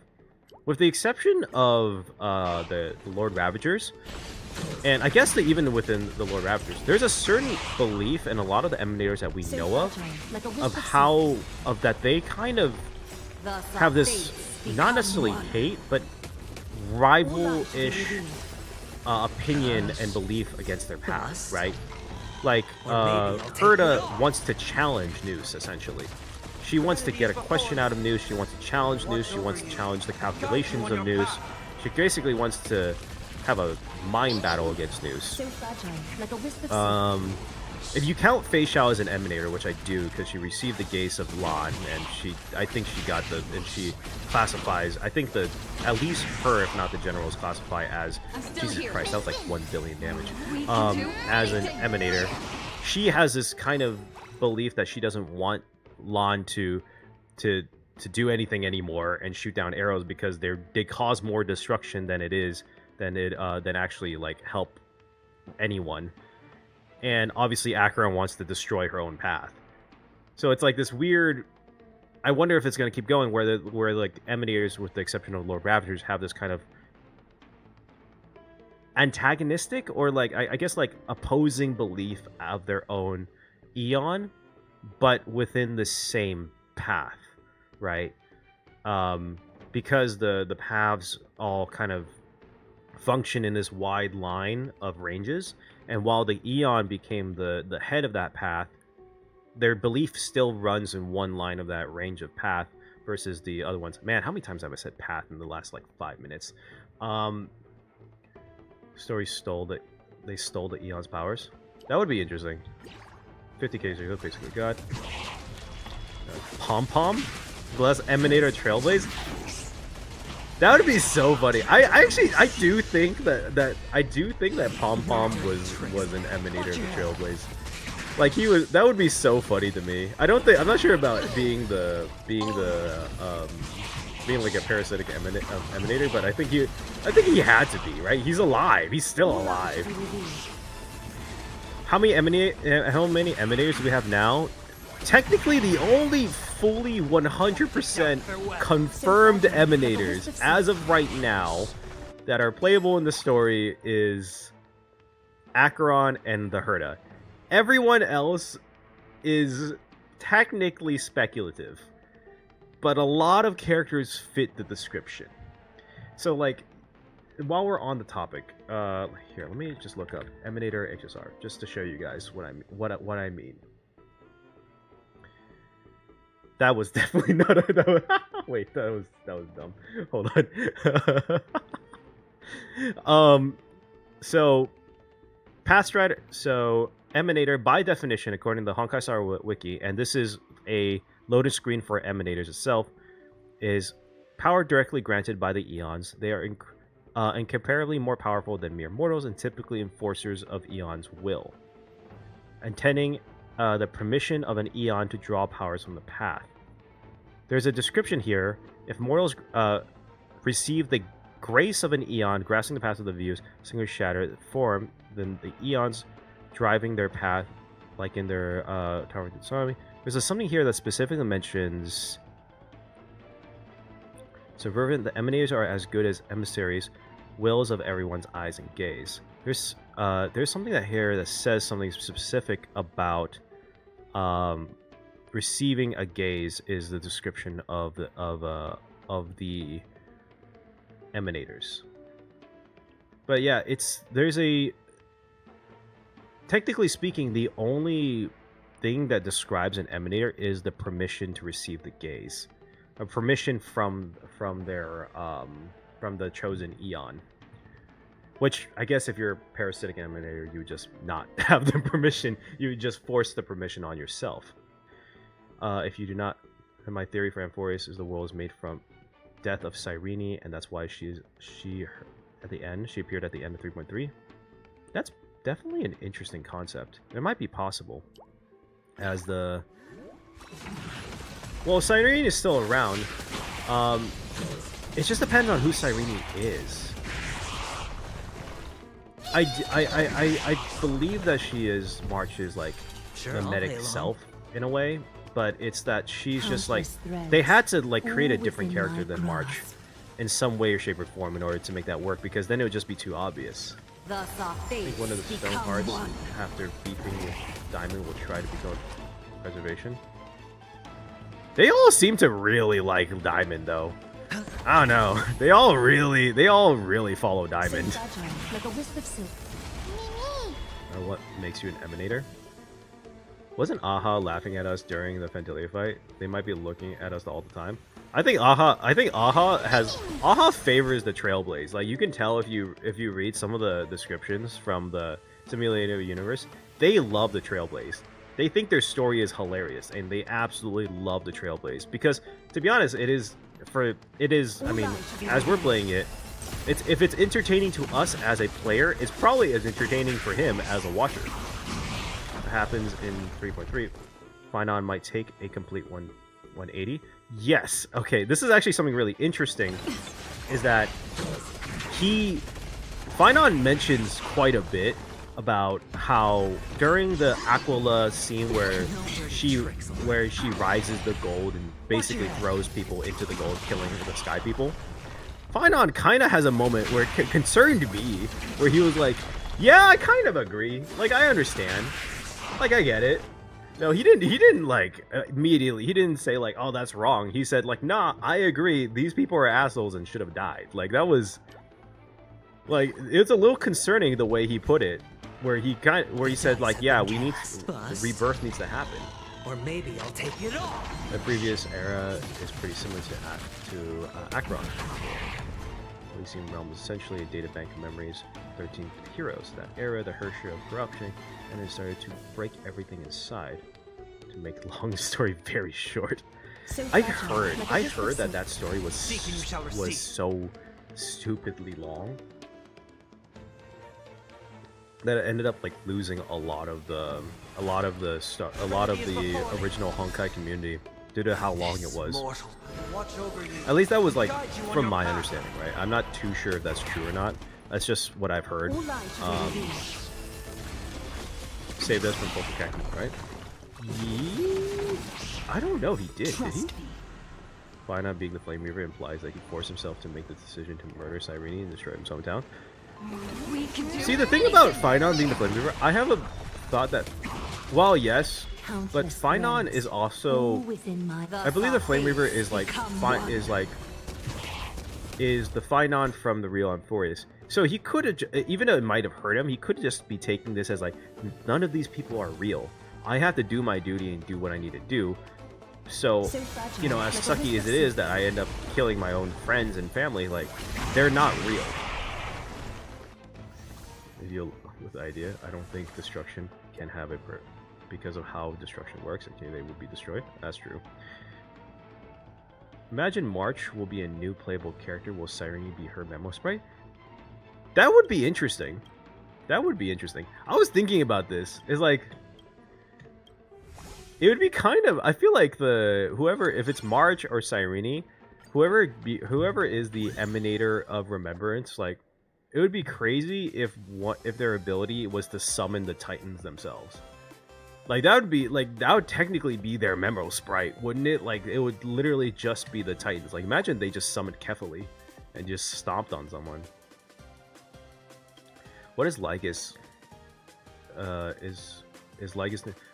What if Lygus is new Rupert? Yeah, we were talking about that, Vishkli. Like, it was that Lygus could be the next Rupert or the coming Rupert or something like that.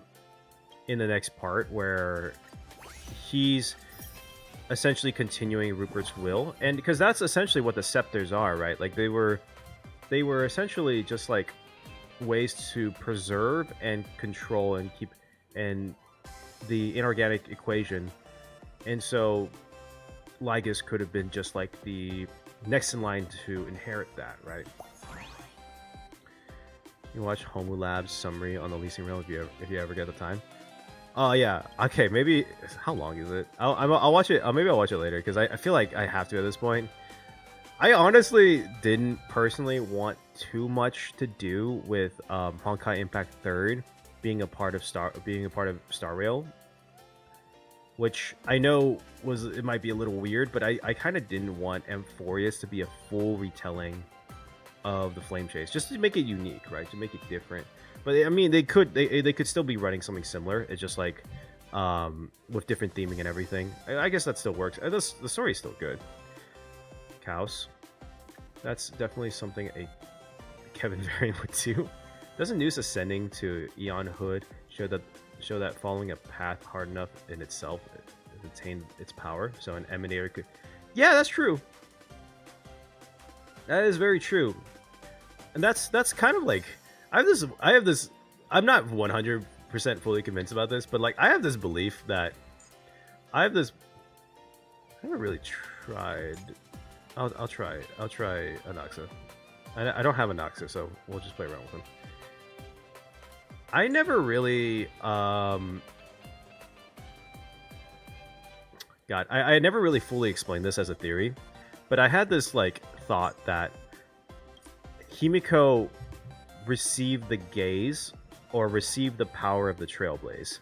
Because if you actually read into like her backstory is like very much that the stars in the sky guided her to the Astral Express, and that's how Himiko actually found the Astral Express. It was literally that there was shooting stars that guided her to the Astral Express. And then she eventually became the what's it called? The navigator for the Astral Express. So I kind of have this idea that Himiko, while may not actually be an Emanator, but like might be something similar, where she gained the power of the Trailblazer or something like that.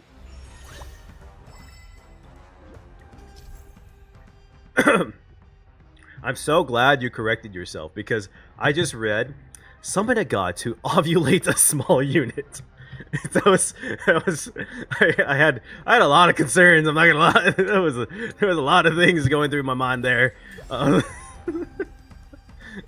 like, I'm fairly sure that was not the idea.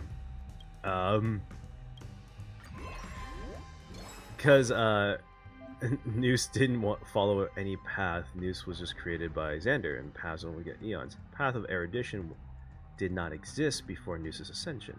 Oh. Huh. That's interesting. Well, the thing is, like, I forgot where it was, but they mentioned briefly that the paths of the paths are just concepts. The concepts given life, right? So while none of the paths technically existed before the Eon gave the paths existed. The Eon just gave it meaning, or gave it like status. Essentially. If you still have questions, sorry. To the soul. I hope for an end to strife in the world. Why I wish to see Polka Kephale kill Lygus. I don't think it's gonna happen. I forgot who said it. Someone had like a long time ago. I don't think this is true, but someone a long time ago commented to me that said that they believe that Himiko is Polka, and I was partially because I think it was because they thought of the red hair, but yeah, which I don't believe, but I thought it was an interesting concept. The truth burns clear everything in this world. People before erudition, monkey. It's bleeding. Yeah, no, like the path of erudition had to exist in some way, maybe not exactly. Like it's just Noose gave it like meaning. It gave it like I guess permanence is a weird way to put it, but it gave it essentially gave it, I don't know, like status or something like that. But like the concepts of the hunt, permanence, destruction, there's people who believe that. It's just, I guess it takes someone to believe it hard enough that makes other people follow it in a way. There's a secret achievement about Polka. She said that the next time we'll be seeing her killing a certain genius. Oh, that's interesting. I might have forgot about that. Not on the idea that Amphoreus is simulation. Trying to free contain Ravager. I'm not fully convinced that Lygus is trying to free said Lord Ravager. I feel like what Lygus is doing, if he is, let's say what's called Rupert II, is that technically Rupert wasn't a Lord Ravager or anything destruction. They were erudition. They just so happened to have qualities of the destruction. The thing is, I think about the destruction is that they kind of, in a weird way, destruction isn't discriminatory. They just want to destroy things. Look, And with so, this divine power, I think reforge part of the all reason why things. Rupert doesn't count as destruction yet, or would just be because they want to kill organic life versus inorganic life. Apparently, destruction doesn't like racism. This is what I'm getting at. So, there's an interesting concept there where, like, perhaps the erudition itself is that May the Lygus Faust is just like be quick. kind of a Lygus is trying to revive the Scepter, but the Scepter accidentally or through its data created a Lord Ravager or something like that. That's kind of where I'm thinking. I might not like totally I don't have time on for the games. idea of that yet, but we'll see. Open sesame. Yes, we know that destruction is a new path because we know ascended the new path. Yeah.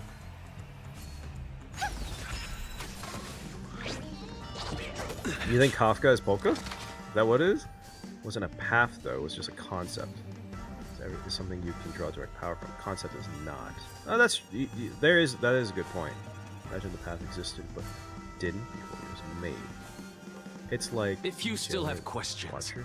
please, to the soul. Because if Lygus' motive was to release Lord Ravager, who's to say that Lord Ravager wouldn't destroy him as well? Yeah, I think Allow me to that's purge the that's roots the of the problem. that's a key point is that Lygus doesn't want to die. divine Lord Ravager power, would destroy I everything. reforge I all think honestly, the Lygus accidentally created a Lord Ravager, or the Lord Ravager was imprisoned there, and it so happened to be Curiosity connected to It's the a Scepter. dangerous thing, you know. Endless riddles. It's Nothing trying to but a keep boy. itself alive. Is evil. Not racist, so that's a plus. I mean, yeah, like, you know, it's like the old argument, right? Like, if you're an asshole to everyone, you're not discriminating against anyone. You're just an asshole. I forgot which book that was. I read about that in like high school. There was like a specific play that talked about that had like that as a main point, but I forgot what it I hope was. for an end to strife in the world. The whole entire point of the book was like this guy was May the a foul stench dissipate quick. was a Yeah. was a dick, and then the main character was Open like, sesame. your discrimination against like about my status is like so messed up. And the guy was like, no, I'm just an asshole to everyone, so everyone's equal to my book. And I was like, that is Reforge all true. things. There's a certain genius might be there because the achievement was from the unknowable domain. Oh, that's interesting. Because Allow me to oh purge the roots wait, of the problem. was the because they always connect the simulated universe stuff to the next possible region. So you might have a point there, actually. Harmony and unison. Lygus contain a Lord Ravager makes zero sense. If he wants to end all life, he would want to free the destroyer. Yes, it makes no sense for him to fight Herta and Screwy. Yeah, that is true, because it is a bit weird that, I don't know, Lygus is such an interesting character, because he's connected to the Scepter, yes. The Scepter is connected to the Lord Ravager. Lygus doesn't want the Lord Ravager to be released. So my only thing is that, does he just want to study it? Is that the whole point? Curiosity. Endless riddles. Nothing but a The same boy. as I'm racist to everyone, so I'm not racist. Are you really? May the foul stench That's truly a dissipate question, isn't it? I'm not saying it's a good thing. I'm just saying that's the argument here. Trying to create a new Emanator to fight against the destruction. And when Lygus and a chess player got I involved, have it under control.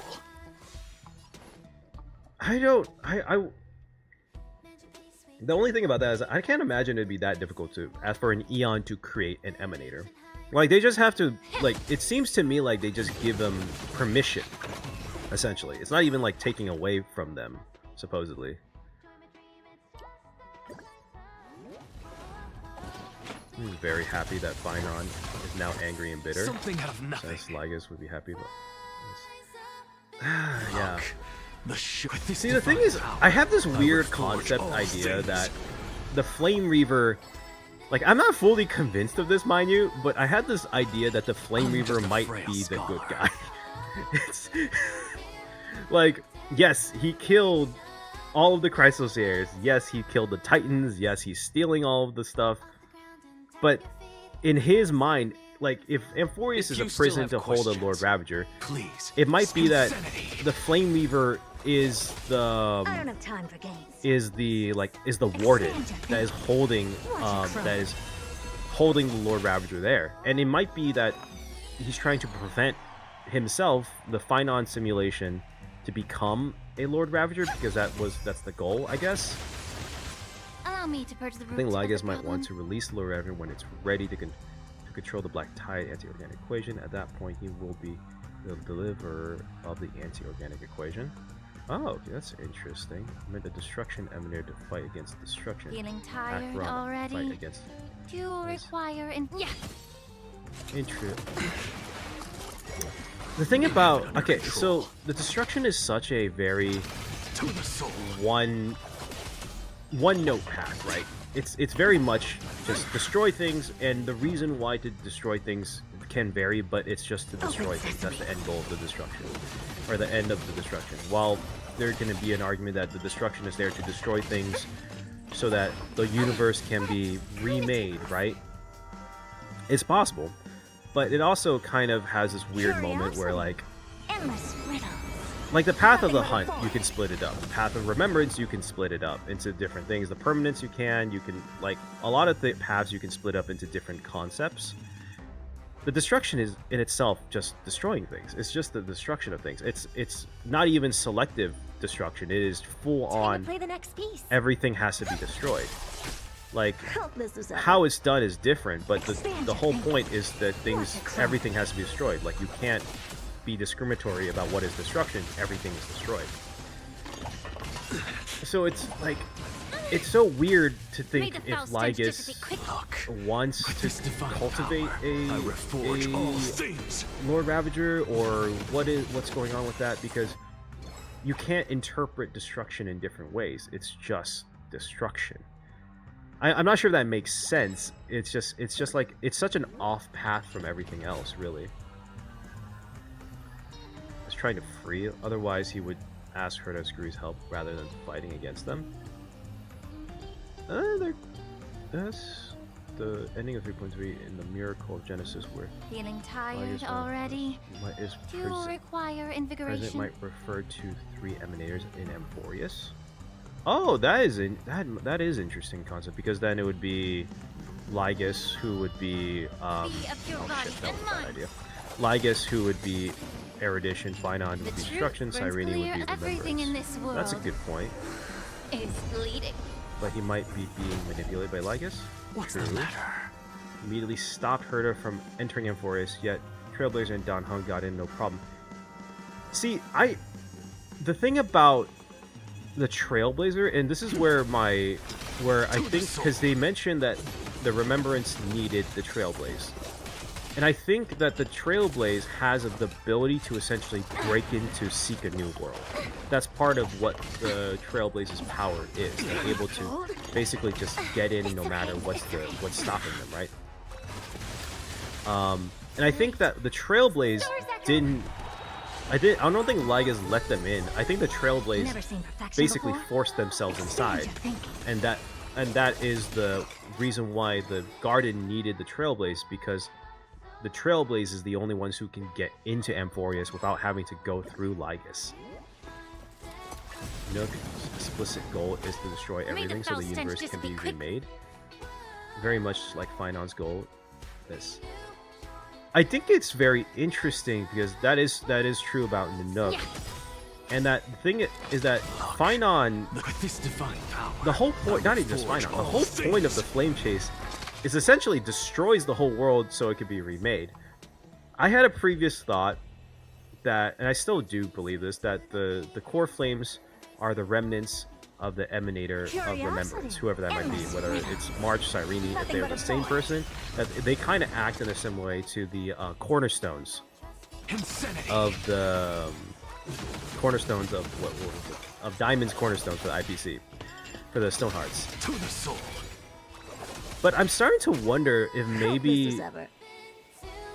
again, this is my crack theory side of things, I'm starting to wonder if the core flames aren't the remnants of I fucked up.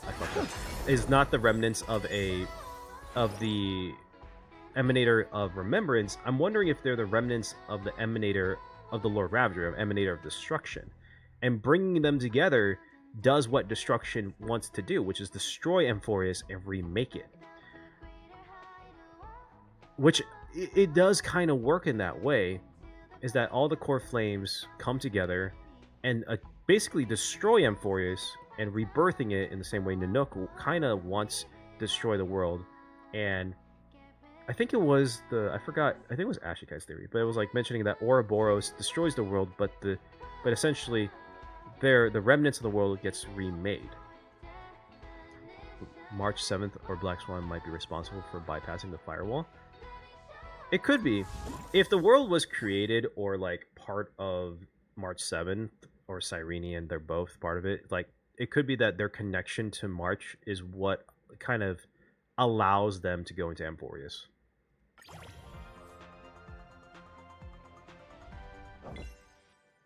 The Nameless are the cave divers of the XSR universe.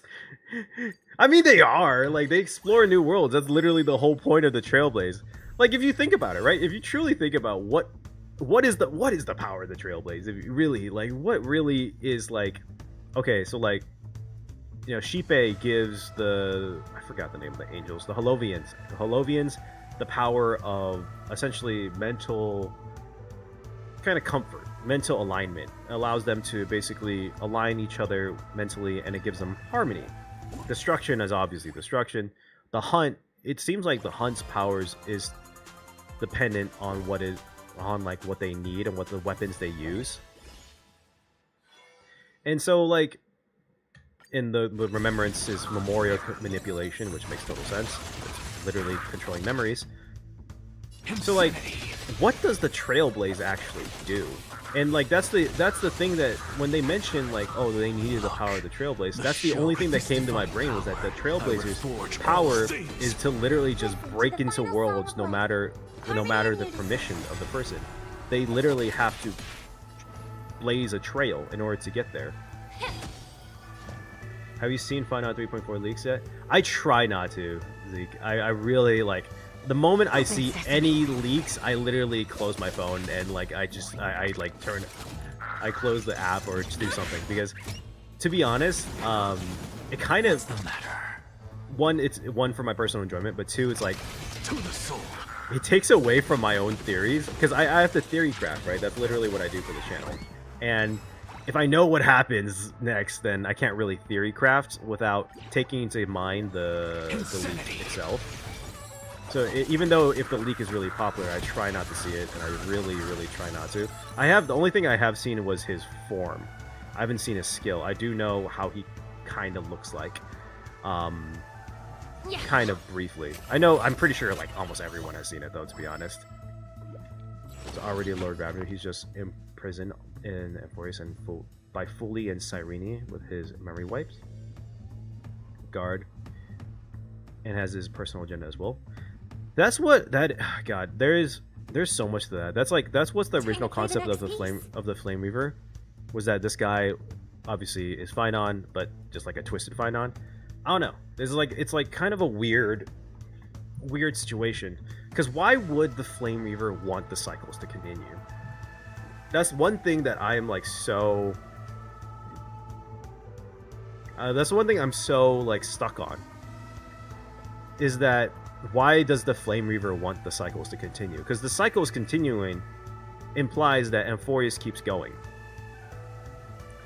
And if Amphoreus keeps going, then the trap is still there. They're still imprisoned, right? So either he's not the Lord Ravager, and Phainon is, but that also kind of is weird, because that would mean, because Phainon was a kid. And by all definitions of who Phainon is and all the recorded things of Amphoreus, Phainon was once a child. But Phainon should be the simulated version, and he should be the real one. So what's going on here, right? This event. Try to max out the sun and moon equipment. Okay, got it.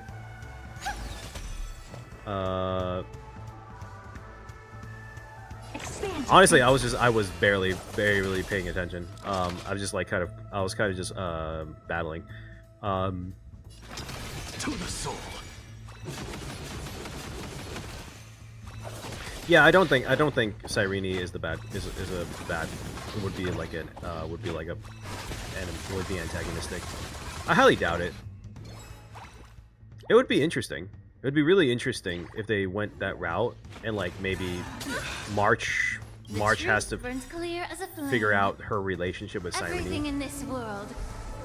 Because this kit is a massive spoiler. No, dude, that's oh god. With this divine power, I feel like reforge Hoyo. all things. I feel bad to say this, but I feel like Hoyo has to like figure out a way to not include like massive spoilers in the kits of characters, and it's unfortunate, but like they just have to figure out a way to not do that, because what will end up happening is that they know it's gonna get leaked. Someone's gonna fuck up and do something, and if it's a huge leak that leaks the story, like it's gonna be rough. It could be, but yeah, Penacony. But I liked Penacony's story. Insanity. My thing about Star Rail is that their templates for stories, and I think this goes for a lot of Hoyo, all the Hoyo like lineup games, is their templates for stories is really good. They make such a good template for stories, but when it comes to executing those stories, it sometimes doesn't fully execute super well. Like it's a hit or miss. Like 2.2, like a lot of people look at 2.2 with like really good because it was the end of Penacony and had this beautiful moment of Robin and Sunday. But I think people sometimes forget about the huge spiel on Penacony's lore from 2.2, and I think that was the reason why they extended Amphoreus' story, because they couldn't have that happen again. Insanity. What do you think about Cyrene and Nanook having similar armbands? What? What? Wait. Nanook. May song bring us victory. Sorry, hold on. Similar armbands. I think it's just a design choice. So yeah, here. I think it was just a design choice. I don't think it was actually. I don't think it was really meant to be. Time to play the next Like this piece. armband doesn't. Her armband is more has Greek characters, has the characters of Amphoreus on there, versus this is more like a generic look. There could be a tie, but I don't necessarily think so. I think Cyrene has a lot more to do with the remembrance than she does with the destruction. Even though I know Alicia had like something to do with the destruction in HI3, I don't. Look. The show has begun. With this God, I divine love it. power, I just didn't proof for him reforge because he's not future proof. Curiosity is a dangerous thing. Endless. They removed the skill names for Phainon because they were spoilers. Yeah, that was smart. That's a smart move. God, what? I wonder what it is. I don't wonder enough to want to like figure it out. But I just think that was at least do that much, because it would be kind of it would be a little messy if they didn't. Night. Stars echo.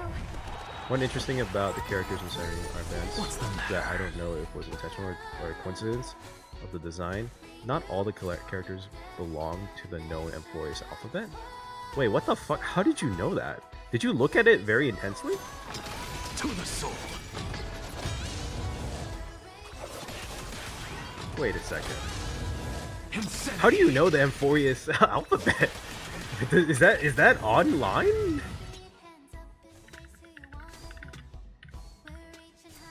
There's no way they made a whole ass alphabet completely for Amphoreus and like you can translate it. There's no way. Did they? Feeling tired already? Like I know they made like they had to make something, but I don't think they like really made it to that degree. Oh my god, someone on Hoyo actually tried to transcribe it.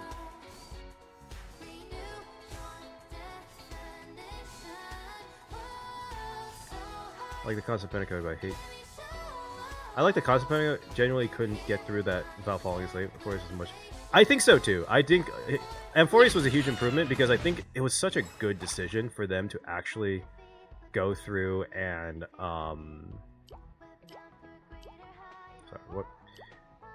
go through and actually like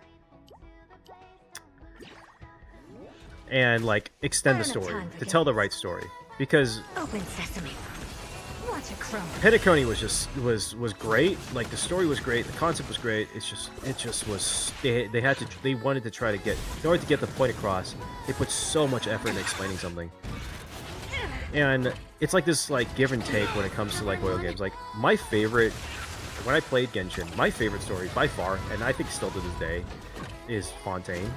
But to understand how Fontaine works takes so much background information to understand. I think if you ever played FGO, it's kind of like Avalon LaFay. If you ever played FGO, the Lost Belt 6 is the best story. Is one of the best stories in gacha gaming, or in my opinion, one in gaming. I love that story to death. But to understand the implications of everything, that story has to be so long. If you ever saw, I think like I saw like Nasu's like actual like story like scriptures, like the script for that story, it was like this big. It was literally like he printed it out. It was like this tall on the table. It's crazy. And so when it comes to really complicated stories, like I'm glad they extended Amphoreus in order to make it work. Herta of Humanity. Was that official, or is that a title she gave herself? Metaphors in 3.0 on bookshelf. Really? I saw this online. Someone posted this on the Hoyo shop. Someone actually put the effort like this. So thank you for hard work. Interesting.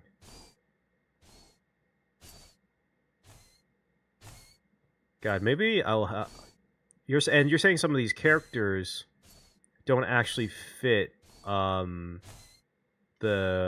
what's it called, the wrappings on Cyrene. Let me see if I can find like a good. I'll just pull up my own video about it here. Nope, that's just me. Hold on. Let's see if I can find right here. All right, we're. It's so weird watching yourself. Hold on.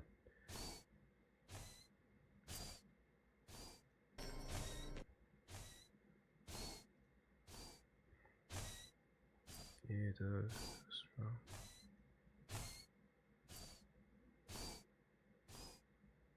Is there a way I can do this? No, it's there.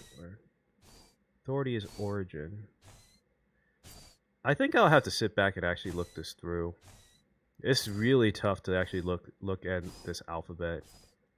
But if there's a book and way to find it, then I'll work it out later. Interesting. My exceptions and ups is translating to different languages in the game. I believe Emanators is one of the 3 paths of the fourth, or a fourth path on Amphoreus. I think there's just too many contradictions and fringe retellings from this. God. At this point, I would have agreed with you probably a patch ago. It's just that they are getting an ad. Is everyone getting an ad? I'm checking on my part. Yes. Yeah, no, there's ads on there is ads on streams for YouTube. Kind of like on Switch too. But Emanators, it's just that Emanators would be, if they put Emanators on here, it would just be so. This is like halfway through.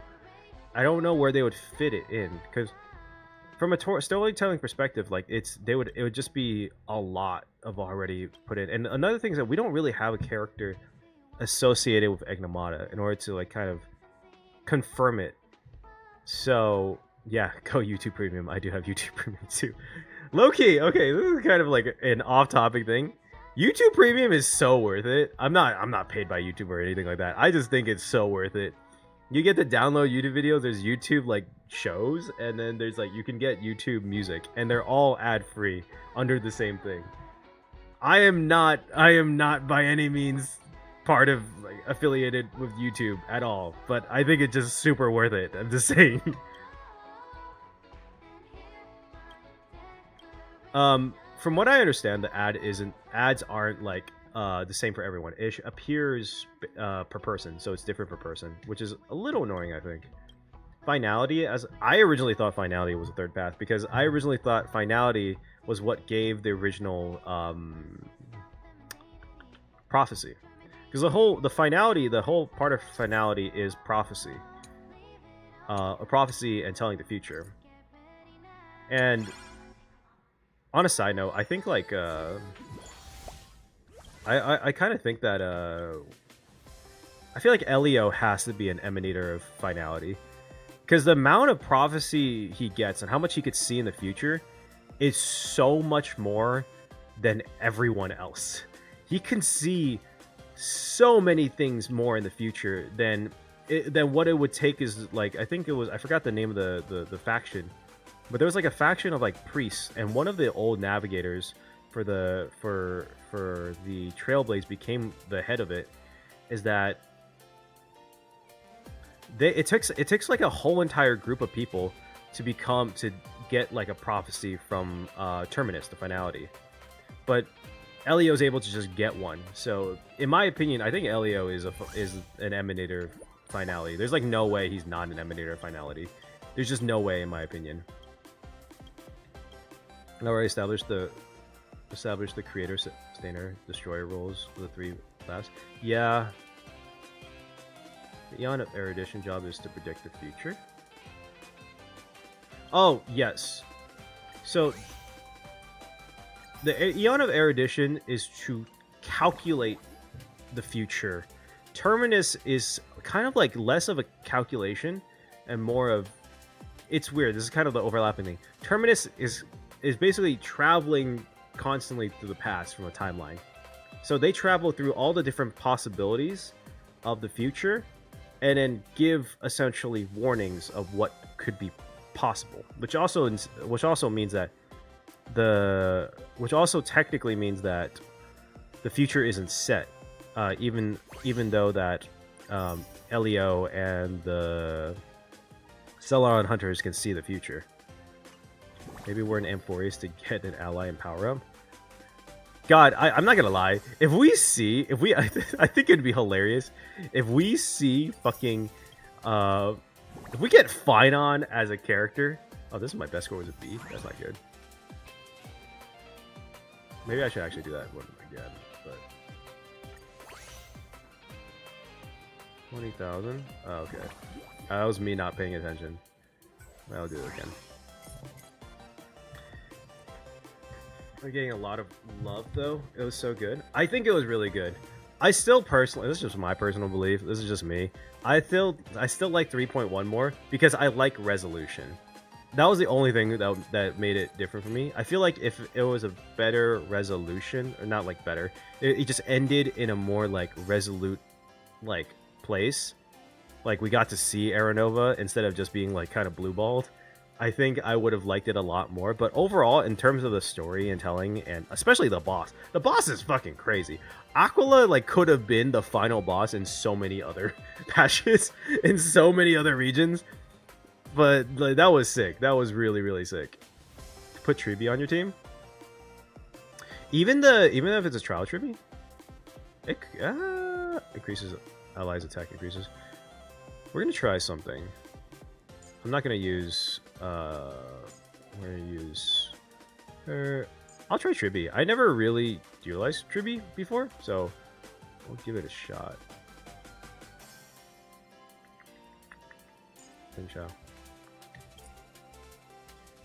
The difference is what Terminus tells already happened. Tenet film, what Erudition's prediction. That's true. The thing about Erudition though is that, oh, and I also didn't actually increase this, did I? I thought that also changes something. That makes sense. That explains why shit wasn't going well. This tells you that I'm like not great at multitasking. Bonus. Boost. Combo boost. Imagine at some point in random filler patch we have a wedding. Wait, what? Where's that coming from? Wait, hold up. I feel like I missed something here. Wait, what? There's a wedding somewhere? Was that just was this just you saying something?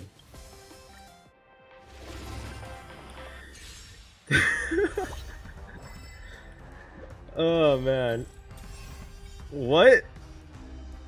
There, oh, this will also be a romantic story. Oh my god.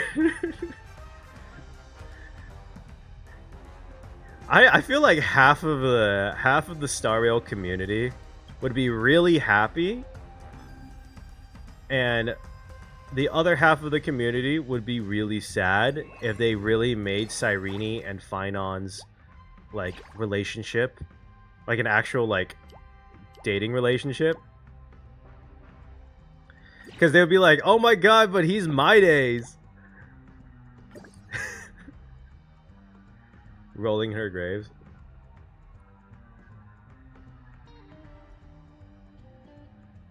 Nestia rolling. I would love if in the new like in Aranova they make Nestia, and it'd be so funny if Nestia and or Anaxa and Aglaea's characters still have this bickering relationship, but they kind of like get along now, or like they're like they're in like a relationship. It would be hilarious to me. Never seen perfection before. You guys have any Open sesame. incels with Riot that Phainon would steal their waifu? Oh my god. I fucked up there. Oh my god, that was on me. Why'd I do that? It's coming. Lighting the west wind. Away we go. Actually, the thing about Cyrene being in a relationship with Phainon though is that isn't Cyrene technically like a lot older than Phainon? Like, isn't Cyrene like? Cause wasn't Cyrene like an adult or something like that when Phainon was a kid?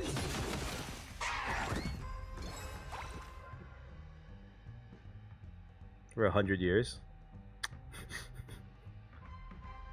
Am I remembering that wrong? But like, wasn't Cyrene like pretty? But like in the original flashback when they're back in the 3.0, when she gave Phainon the Deliverer card, she looked old. She looked the same age as she does in the thing, right? Well, I mean, she died, so I don't know. Maybe that makes her age stick, doesn't it? Possibly. Expand your thinking. Glimpse the unknown. Bending the rules. It would be a little weird since the present Phainon would remember her just as a kid. Yeah, I don't know. Fucking anime logic, dog. I feel like even if they made it work, just the type of shit you see, the type of shit sometimes that appears in animes and games, I wouldn't be surprised. I'm a lot older, but she definitely gave big sister vibes, right? She did give big sister vibes.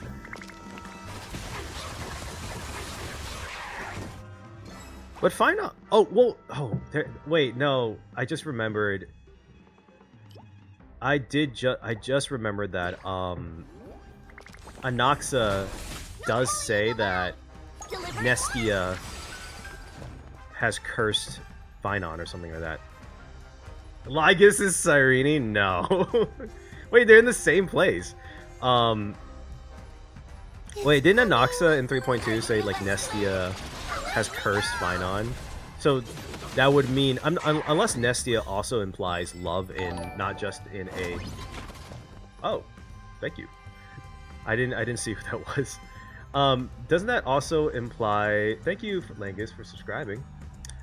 Doesn't that also imply that Nestia or Phainon loves someone? And but it doesn't necessarily... Does that mean that it's like love? Or is it just mean like the Greek form of love, which was like... It could have been love in many different ways. God, this is not going well for me. you have a Discord or something? I want to share an image. What are those some meds? Immerse yourself Oh in it. man, I'm actually. Let me. I haven't fully set up my Discord for this, but let me set. I did set up a Discord for Feeling tired already? Star Rail stuff, Do you require invigoration? but I haven't actually. I had someone help me do it because I'm like super bad at working out Discord things. You know what? I'll add it to the description of this once I figure out all the stuff for the Discord in a second. So like I'll add it to the description of the video or the stream in a bit. Because Curiosity. I've been so lazy about putting out that Discord because I'm like, oh shit, I need to do that. Self-inflicted misery. Could imply chivalric romance? Could be. I'm like wondering when they say romance or like with Nestia, like is it like because there's familial love. What was it? All the Greek loves. Greek loves. All aspects of Greek love.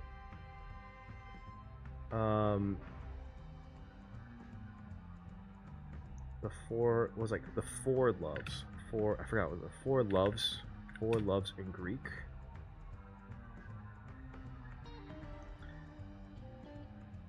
Oh yeah, agape, unconditional, selfless love. Here are the four loves. Because in Greek, there is 4 different types of love.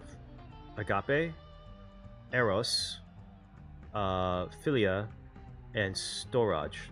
That's storage. God damn it. So it could be eros or it could be storage, or because love in Greek had different meanings, which makes sense, but they applied it in different ways. Purple fit. What purple fit? What are you guys talking about? Yellow and purple fit. Storage is my favorite kind of love, dude. I didn't realize it was called storage. God damn it.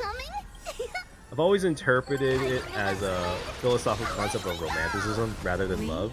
Have a deal. I agree. I agree that Cyrene's love. I always thought that romance, when she was talking about romance for Cyrene, was had a lot more to do with like romantic stories, like exactly how you said, romanticism as a back in like I think in like the Middle Ages or something like that. Where, like the concept of the story was a romantic type of story. But for Phainon, he could. I mean, he could. I think I kind of like the idea that Phainon is a simp. Phainon is just a simp. Let's just confirm. Phainon is a simp. That he has a love for Nestia. He has love. It's not a virus. Trust. Wait, where did you send this? Did you? You have a Discord or something. Blah, blah, blah. Did you send it on the chat or something? Oh, it got blocked. Never Oh, seen that's perfection funny. before. Here, I'll add my Discord to the channel in a second. Just check it out for there. Or do you know where it's at? I can find it. Open sesame. Like, what is it? Phainon's yellow Who's fit the or some little shit? backstabber? Give an inch and they'll take a mile. Phainon, yellow shirt, purple pants. Why is that the first thing I saw? What the fuck? Oh, I think I found it. Relax. Phainon Patience notions. is What's my wrong middle with these name. clothes? Why won't Aglaia let me wear them? The Grand Craftsman behind. Really don't thank Aglaia enough. Grand Craftsman behind merely glanced at the yellow shirt and trauma. Is it this thing? Oh no, Phainon! I did not know about this. Oh no.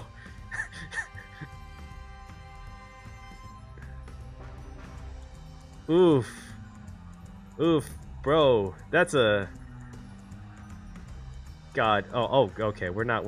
I shouldn't pull up Google Images. Beauty and bugs. So the butterfly is often. I think butterflies are connected with beauty. Butterfly is butterfly and beauty. I think it has a symbolism for beauty. I know it has a symbolism for death too. symbolism. Butterfly wireless, yeah, recognized symbol is a If I recognized wait symbols any of longer, beauty, the universe transformation, might just and grace. implode. Universally, I know in Asia a lot of butterflies is referred into as also death, which is why Castris has a lot of butterflies in her Open kit, sesame. and flowers as well. No fashion sense. Books are also called nymphs. Yeah. Yeah. God, I didn't know about that about Phainon. That's rough, buddy. Oof. Damn, my glide was a real one. Actually, like, on that note, who do you think is the strongest, obviously other than Phainon, I guess, who do you think is the strongest Chrysos Heir? Or the demigod? It's coming. Hiding the west Because I debatably think that Cipher's ability is OP as shit. Curiosity. Endless riddles. Castris? Time for a lesson. Okay, Castris. Okay, yeah, Castris, I guess, makes sense because she literally just killed anyone. But I feel like Cipher's is kind of insane if you think about it. Mean that there is a correlation between Adrilla and Tazzy? Maybe. Seridra can make anything to law, but the thing is, Expand your thinking. Glimpse the unknown. Seridra. Okay, so Seridra technically made the what was it? The flame chase into law. Almost. Not bad. Sorry. Siri thought I was talking about this when I said Seridra. But what does that actually mean? Because even though it was made into law, like, For me or you. people still disagree with it. Like, people don't have to follow the law. Cipher just made lies into reality, and she has every ability to make that happen continuously. What would you say? Cipher's lying technique, you'd actually have to be a trickster at heart, or else you'd get exposed immediately. Yeah, that's the point, though. It's like Cipher's lying ability isn't that strong, but what I think it makes it strong is the fact that Cipher has every ability to make that reality. They actually show that too. She can imitate voices. She can imitate people. She can I don't have time. basically. She has super speed. She can make anything, and she can hide very well. She can make those things into reality by pretending to be someone to make it into reality, which is crazy. Yeah, the thing about Seridra is I don't actually like. I know if she made it into law, but I don't really know what that means. Like, if let's say like if Curiosity. per se the council said like, hey, we're ending the flame chase journey, Who's the little would backstabber? Seridra's law make it that they can't end the flame chase journey? Amphoreus, right? Yes, we can use credits to Amphoreus because of Seridra, because of the Talantin scales and quality. So if a normal person had her ability, I don't think their lives would last very long because they're just not Cipher. That's true.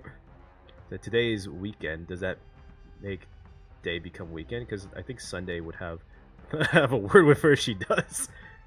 Intentionally. Well, we don't. Yeah, we don't have enough. We don't know. We don't have it. We haven't met Seridra yet. That's the thing. That's the only part about this that would like makes it difficult, because it's impossible to tell what's if Seridra really would had the ability to just make anything into reality and just like that was it. Like that was defined by all people. Or I wonder if it's not necessarily that Seridra's power is that it makes it so that that is the what's it called? That is the belief, or that is the reality, but rather Seridra's ability is to make everyone believe that is something that has to happen, or believe that change the intention in that. So like back to the weekend idea is that today is a weekend doesn't actually change anything, right? Like it doesn't mean anything, but it would define the day of the week as the weekend. So let's say like it's Wednesday and she's like, the law is that today is a weekend. The weekend the weekend, not the singer. Wednesday is now a weekend. That's kind of like what I'm thinking about it. We got him gaslighting and rage bait. Damn. Already clowning on Saridra before she comes out. I had this old idea, and I kind of partially still believe it. I know everyone thinks Saridra is Fuhua. I haven't seen any like leaks about her design or anything. I just want to know because I'm sure they exist. But I had this belief that Saridra, because I didn't know Fuhua at the time, that Saridra was based off of Focalor from Genshin. And I still kind of do. I think it's definitely mixed because after reading about Fuhua, I feel like Fuhua matches more with Martial Hua in the Xianzhou than being in an Amphoreus character. Yeah, I think she's a Farina XP, or like at the very least kind of based on her. Like the schemes and design of Saridra. God, I don't want to look up Saridra on Google because I know that there's gonna be some leak that comes out. Saridra here. Luckily, okay, no leaks, thank God. No leaks. Come on. We're gonna go on the official wiki.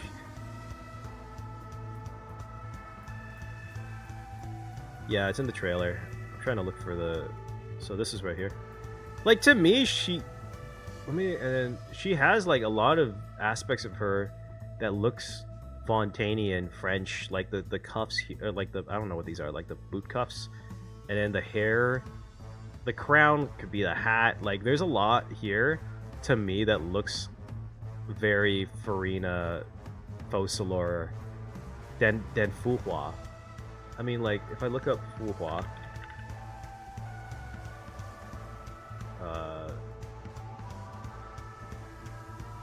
like sure the hair works, but like her designs and everything is much more Chinese, and like reading on her story gives me more like this looks like it would be Martial Hua. Like if you told me, and I've never played HI3, that this is Martial Hua, I would believe it, honestly.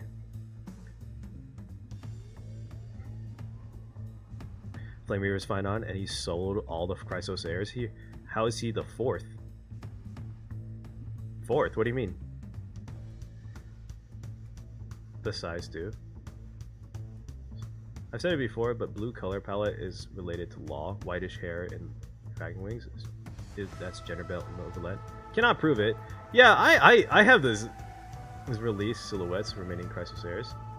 Yes. Okay. Here, let me try to find it. I'm not sure if they have the images. Let's see. For the sake of my stream, I'm gonna look it up on the side. I've learned the hard way that sometimes when you look up something on Google, especially about like anime games, you find the craziest shit pop-ups on the images side of things. All Amphoreus Chrysos Heir boons. Oh my god, fucking. Okay, you didn't see this. You didn't see this. You didn't see this. But Google auto-corrected, and I kid you not, this was the first thing that came up. I've looked up all Amphoreus Chrysos Heir, and I put BOO, and then the first thing that came up was boobs. That was the #1 search thing. I'm not gonna put this on stream, but that was the #1 search result was Chrysos Heir boobs. I did not type that. I just want you to know that was definitely on there.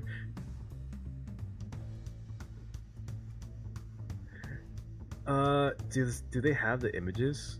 Cotton 4K. Hey, no, hey. Even if it was me, I'm dyslexic. All right, you can't make fun of me like that. That's called discrimination right there. The search engine knows. Oof. Is there like a list of the Chrysos Heir is it simulated universe Chrysos Heirs?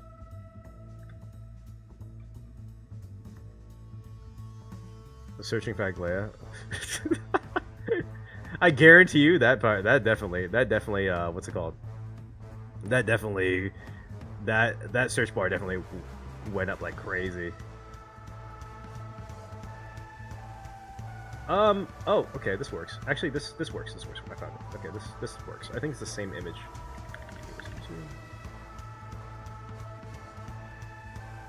Oh my god, are you serious? Please don't do this to me. Does this tell me all of them? No, it doesn't. Okay. I thought that As I've Written might have had it.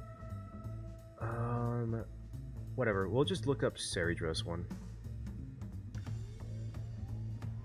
I don't even want to imagine what comes up with Aglaia Golden Bath. Jesus Christ. Jesus. Don't even. Yeah, don't. no, don't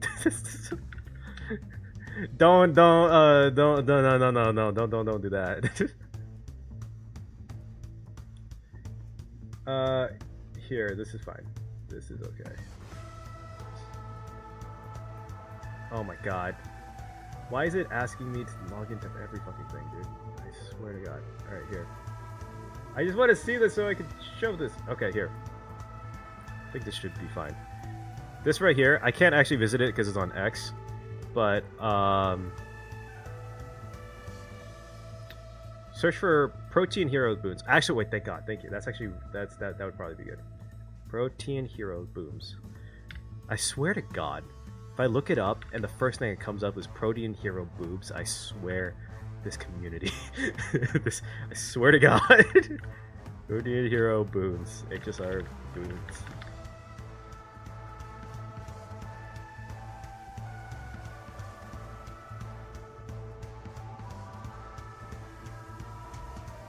Okay, yeah, that's good enough. Okay. Thank you. Thank you. Yes, okay, that's good. There you go. Heroes, Blessings, Boons. The images is small, but is there a way to overview? Is there a way to Cipher, Castris? Okay, so okay, who's this one actually? Dream of Atonement. We'll just. So we know this is Terry. I forgot his name. It was it's the Terravox. Whose is this one?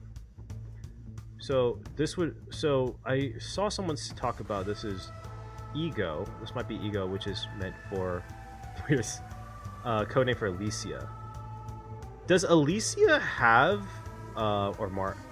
Does Alicia have its something that has to do with like jellyfish? Or maybe I'm just not I'm not understanding. Is this not a jellyfish?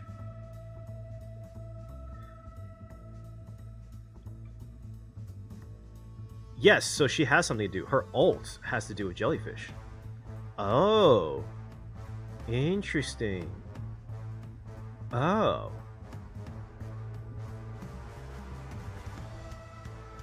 I hope you were talking. There's a jellyfish boon that, thank you, I think, that might be March's Memo Sprite if she becomes a Remembrance character. She's definitely going to be a Remembrance character. Jellyfish. Interesting. This is Seridra, which like I said, I'm still fully convinced. Like, okay, the crown and everything, like, I'm still fully convinced that she's a, she's a Farina, full Solar XP. I know everyone says Fuwa, but I just don't believe it. Could be Cyrene. Yeah, because the thing is, I had this like thought, like if Amphoreus is based off of like, let's say like a real Amphoreus planet, whatever, if it was called Amphoreus or not, they had to have a version of the Flame Chase. And if they had a version of Flame Chase, and we are the, let's say like our character is the one for we are the one for Orynyx, the time, then that would mean someone had to take time before us. And so this would maybe imply that Cyrene was originally the time demigod. I know, I am so glad my own community agrees with me that this was Farina. Dude, when I put that what's it called? When I put that one short out, the amount of people that were like, "What the fuck are you talking about? It's full. Are you crazy?" Blah, blah. Like, they went in on me, which was fine because it made the short pop off. But it was just so funny to me. I was like, "Damn, all right, guy, chill." Alicia had mermaid features. Yeah, if Alicia had has like a sea-like or jellyfish-like features, then I'm fully sure that this is implying that the Orynyx was originally Cyrene's. Which also makes it interesting, because maybe we can get an idea of what her kit is by reading this. Or disappear down during night. Increases final damage to an allied target. Allied target is affected night. Reduces the switch intervals between day and night. Okay, that doesn't really help. Increases night ratio. Every ally on the field when entering night increases all targets. Ah, damn it. This doesn't really tell us much, other than maybe that Cyrene would be HP value based, but that doesn't really say anything either. What about Cyrene? What about Saridra? My nightmare? A full Remembrance team? At this point, Remembrance is just like the wild card. They just play into whatever they don't already have. Current team. 2 stacks gains 2 stacks of Conquer. Characters with Conquer consume 2 stacks of Conquer. Advance their actions by 100%. Increases one. Is Saridra gonna be a Harmony unit? Because it says advance action by 100%. That would mean either Harmony or Hunt. Reduces switch intervals by day or night by as max up to max reduction of 25%. That doesn't really do anything. Conquer speed. Speed also implies Hunt too, but I don't know. I can't see her as a Hunt character. Recover 5 skill points entering the night is Harmony. Maybe she's gonna be Fugue 3.0. Watch Saridra bring back Break.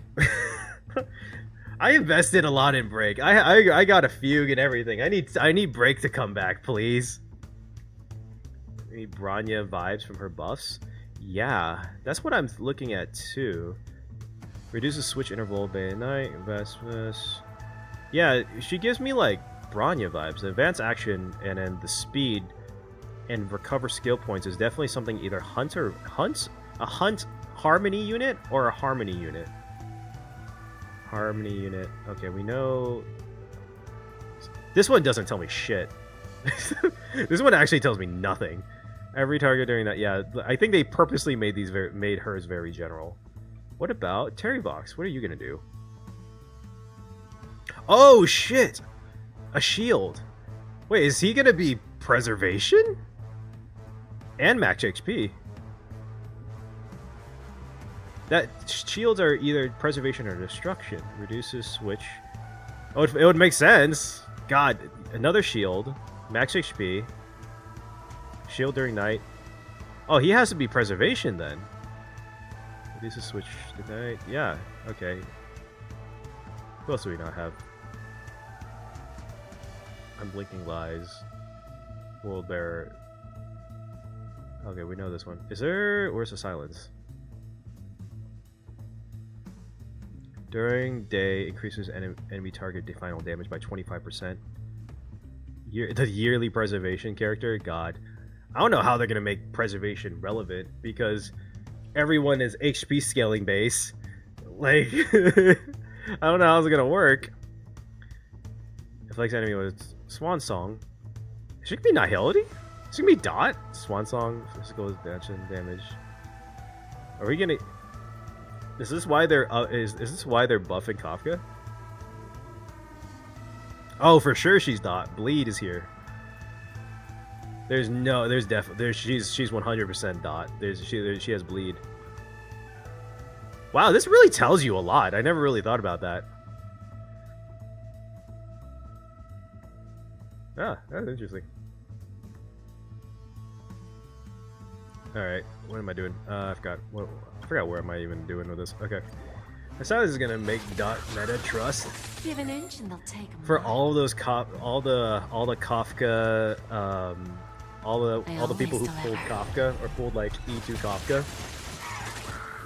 If you want the break team to never get power creep, just pull E2 Firefly and E1 Fugue. I have Fugue. I kind of regret not pulling I don't have time for games. I regret not pulling Rappa. Because honestly, before Rappa, like before fucking My Day came out, I was struggling. I was struggling so hard with anything imaginary. And then I just saw everyone just clearing shit with Rappa. I also have to pull Phainon. I don't actually have a physical unit that is able to just like clear things anymore. Like my only physical unit is what's his face? Is Boot Hill. Curiosity. E1 S1 Kafka has been sitting on the bench since 2.0. Damn, 2.1. Damn. Nothing but a Wait, no, she was relevant then, because you had Black Swan. Black Swan was what's it called? Black Swan was like super relevant in Pentagony.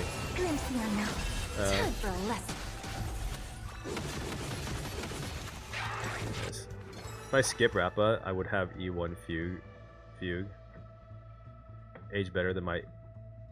Dude, Rappa is legitimately like Rappa was kind of insane. Rappa is kind of insane. For such a small character. May the foul stench dissipate quickly. I want really badly an arc where we like really explore and learn more about the Galaxy Rangers, because there has to be, because it was implied in March's like story quest back in like I think 1.3 or 1.4 that there's like a head ranger, that there is a like a range, even though like the rangers are like kind of spread apart, that there is like someone who's like the head of the Galaxy Rangers, which is kind of weird, but that it would make sense. Someone has to like keep them in check, I suppose.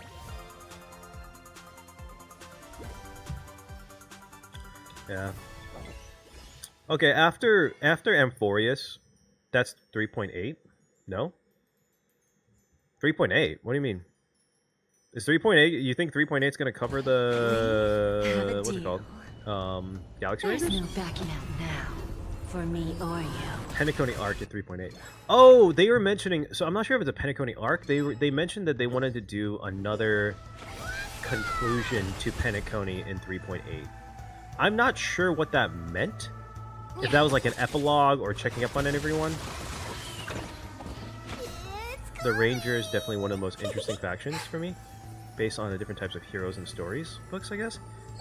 That is true. Like, there's a ninja, there's a cowboy. So I feel like it would be interesting to see what else they would have. Oh my god, I literally got the same fucking ones. Are you serious? Yes. Cowboy. Because originally I thought all the Galaxy Rangers were going to be something like all like different types of Western cowboys or something like that. But it seems like they're gonna run it in a different direction. I don't know. It's gonna be interesting because I don't feel like the Galaxy Rangers can never like really be a front and center, I guess, because they don't have a planet. They're always like moving around. So you can't really have them be like the main component in there. So the Annihilation Gang, I suppose that makes sense. Like the Annihilation Gang was like very briefly like mentioned. Though at the same time, like one thing I was pretty disappointed about is that I really didn't want Destruction to be a part of Amphoreus, even though it made sense. I just really didn't want them to like include it because it was just like, we've done Destruction so many times. A pirate? Dude, I would fucking love it. I would love a space pirate. Just like a Jack Sparrow, but space. And also, it would be funny to me. I would love it if it's not just like... If it wasn't just like... it wasn't just like... It wasn't like a spaceship. It was actually still just like a... Like one of those like... pirate ships that we think about, but just in space. Like, it's not actually a spaceship. Yeah, Destruction is it's just overdone, and there's so many interesting paths that could be and they purposely made they purposely made the paths be very ambiguous. There could be a faction of the hunt that is destructive. There's a faction of the memo keepers or the remembrance that's kind of messed up. Like I like the idea that Star Rail made it so that every path doesn't necessarily mean good. It could even be that there's a faction of the Trailblaze that is like an evil Trailblaze, which would be interesting. I know everyone originally thought that was like the Stellaron Hunters, but they seem to be like weirdly coincide to each other in a way.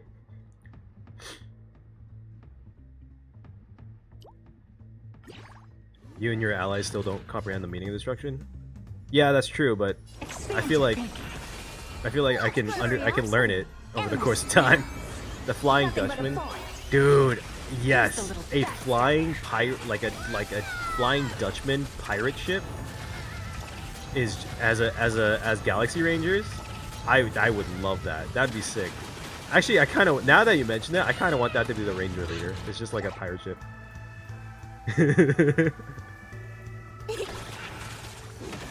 Oh man, that would be so sick. Imagine like the Galaxy, like one of the heads of the Galaxy Rangers is just Jack Sparrow. That would be amazing. That would be it for me. Well, there is actually an interesting I know we were kind of joking about the pirate thing, but there is an interesting character that has to do with like Chinese, not folklore, Chinese history. It was a woman that became a pirate, and she became one of the most like infamous Chinese pirates like ever. Like one of the most like successful pirates in history. She was like known as the Pirate Empress or something like that. And she has ties to China. And I wonder if maybe because the Hunt also has ties with both the Xianzhou and the Galaxy Rangers, and I wonder if they might do a thing where they might reference the like this her right here, Zheng Yisao, I think that's how you pronounce it, the Chinese pirate queen. It might be interesting that maybe like that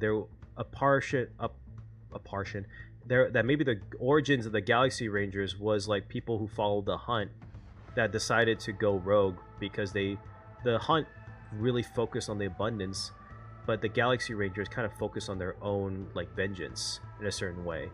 So it could be that the Galaxy Rangers' origins still came from the Xianzhou. It'd be kind of cool, I think, because I don't really see many people reference this historical figure, which is so cool, honestly. But I almost never see this historical figure be like referenced in fiction. Dude, I'm learning more about Chinese history from HSR stream than my own school. Dude, the amount of studying I have to do for these theories. Like, I'm not sure if you guys like. Let me pull up my page that I had to pull up on for the ZZZ theory I'm working on that I'm trying to get out by tomorrow because ZZ is coming out soon. This is all the tabs I have, and this is not even all the tabs. This is all tabs on Chinese talismans, ether, jade history, like Hong Kong culture. Don't worry about that. Rigidity, like light, like all of these were like all based for a ZZZ theory that I'm working on. Thanks about the home screen. Like porcelain history, like all of the weapons, like. It's a lot. This is like I have to read about. Yeah, like this is not even half of all the pages I originally had opened up. Yeah, but if you do play ZZZ, it's actually really interesting. You can learn a lot about the let's see, you can learn a lot about the actual weapons of ZZZ. They give a whole entire explanation of how it's made, the practicalities of it, like how does it work. Like they go in. So yeah, that's a scissor.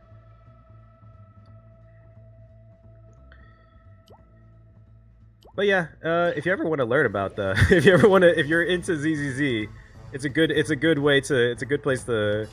They explain a lot of shit in there, and it's Thank you. But I really try. I try to like really do research when I write theories because I think it's fascinating. I think as part of it is like looking at join the dark side. Is easy the dark side? I think it's fascinating because Hoyo does a really good job, and I think this is why there's a lot of theorists that are in Hoyo. Is because they do a lot of references and clear references to a lot of historical and mythological things. And they're really good at that. There's a lot of games that do it, but they pull from a lot of variations of things. Yes, there is a Poe. Yes, there is a Poe. Oh my god. Let's see. What's his name? Pan Yin Hu? Pan Yin Hu? My dude right here, the you mean him? The fucking dragon warrior dog? Patience is my middle name. That was like this was like half the reason why I wanted to keep going playing this game, dude. He's not even a 5-star. I was kind of sad. I wanted like my 5-star dragon warrior. They do have tigers. They have like baby tigers. It's hilarious. I always deliver.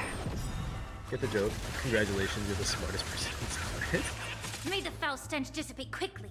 I should get into sleeping eventually. We have a deep. There's no backing out now, for me or you. That's interesting. I do have a lot of fun with these though. It's fun to like kind of come up with concepts and everything. Theories at its core, like it doesn't matter if you're right or wrong, really.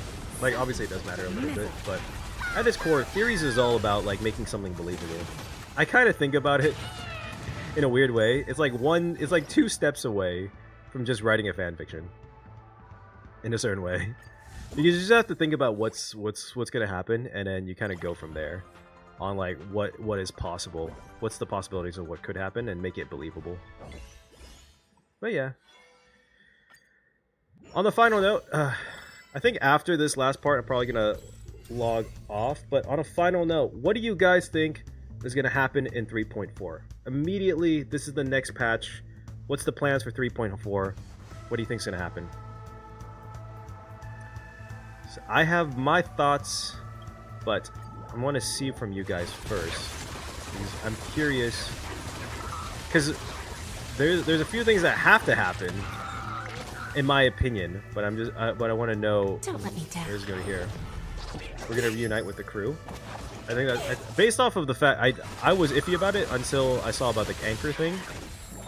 Now that I know about the anchor thing, I'm for sure it's gonna be. I'm for sure we're gonna be meeting with the crew. Phainon and sense of the anime. March is gonna be stuck. What does that mean? I think we will get Herta Skrill fighting Lygus. They already fought Lygus though, didn't they? Maybe I'm misunderstanding something, but they already fought Lygus and they beat him. They just found out that he's not the real Lygus. We meet Sarah. Dude, my playthroughs, I've had we will meet Sarija and High Silence. Or we'll meet Sarija. The universe might just implode. 4 times in a row, and I've gotten it wrong 4 times. Expand your thinking. Oh, I fucked up. They jump off screen. Turns to the beginning. I think I'm inclined to agree with Amelia. I think that the number one, I think what has to happen is that after is the beginning of the next story patch, Phainon is going to start Aranova. The drip marking will probably spoil it, probably. As it always does. I think Phainon has to start Aranova, and once Aranova starts, I think it's going to be, because the Trailblaze is technically not part of Amphoreus, that the Trailblazer will retain their memories. And then the Trailblazer will then will basically kind of go around and meet with all of the I didn't even pick up that. I'm sorry, Darkstar. I'm so sorry. I think that the Trailblazer will go around, meet with the Titans, and basically essentially like get the Chrysos Heirs back together for some impending danger. I don't know what that danger is, but it's gonna be some impending thing. Pretty odd that Phainon didn't seem too surprised when Cyrene came back. I thought so too. There's a part of me that thinks that Phainon wasn't surprised because he was like he might just honestly be delusional at that point. He didn't just watch all his friends die and his hometown die like again. So he might just honestly believe after seeing the thing is he just saw Lygus there too. So he might be kind of fucked up in the head right now. Maybe he thought it was part of his trial. Oh, that's actually a good one. Maybe he did think it was part of his trial. Because we didn't even talk about the fact that there's a trial for Phainon. I mean, you would think so, right? It's possible that as Kephale, he doesn't actually have a trial, but I doubt that. Never seen perfection before. What would be the trial for Kephale though? Like, will he make the right decisions or something? I don't know. Oh shit, we gotta fight Firefly? Oh no. May the foul stench dissipate quick. Yeah. It could be. But I think its next patch is going to be not necessarily filler, but I think it's going to be a setup patch. They've been doing this thing where it's like setup patch, banger, action patch, setup patch, action. So like 3.0 was a setup for all of Amphoreus. 3.1 was where like actions really began. 3.2 was a setup for 3.3 essentially and understanding what's going to happen next. So now that we've had our action patch in 3.3, 3.4, and now 3.4 has to be another setup, and that setup might be just showing us what is the new world. Mem wasn't present when he said farewell to the Trailblaze, if I'm not imagining things. Was she not present? Was she not present? Time for a lesson. That's a good point. Was she not present? Oh,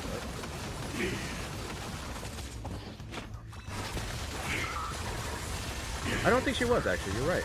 But then again, they could have just not wanted her to be part of that scene. Because I could see that I could honestly understand that she wanted to give Phainon her space, I guess. Nothing but a point. Could the swarm be Amphoreus? I don't think so. I think part of the reason why is because they've been doing this thing where the simulated universe applies to the patch after the simulated that story comes out. So like the first one was a storm, and the swarm had to do a lot with Penacony's background, not necessarily like the reasons for Penacony, but Penacony had aspects of the swarm in it. Obviously you have Sam's backstory or Firefly's backstory. The swarm would apply to a few other things as well. Is it coming? And then it goes into the Machine Emperor's War, which is what we're dealing with now. And I think what was the one after that was the Scholars thing, but the Scholars thing kind of has to do with what we do now too. But it might apply to what's going to happen in 4.0. Underestimating us will cost you. I think the 4.0 is going to cover Elation, in my opinion, just because of how much they focused on Sampo and Sparkle. Was helping Dan Heng. I don't have time for games. 3.0 to 3.3 was all set up as good as 3.3 is. I'm checking out the story. Yeah, I think so too. I think as crazy as it sounds, I think if I looked at this briefly, but I didn't actually add this to any theory because I couldn't really find like a real reason around it. But there's a template, Greek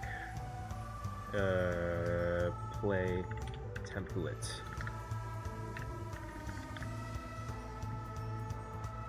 There's an actual template to a Greek story, to Greek plays. And so I looked at it for a little bit, and then trying to see where we are. I think that we finished Prologo, and then 5 parts of Greek play, Prologo. There's something about Greek plays. I don't really remember. What's the characters?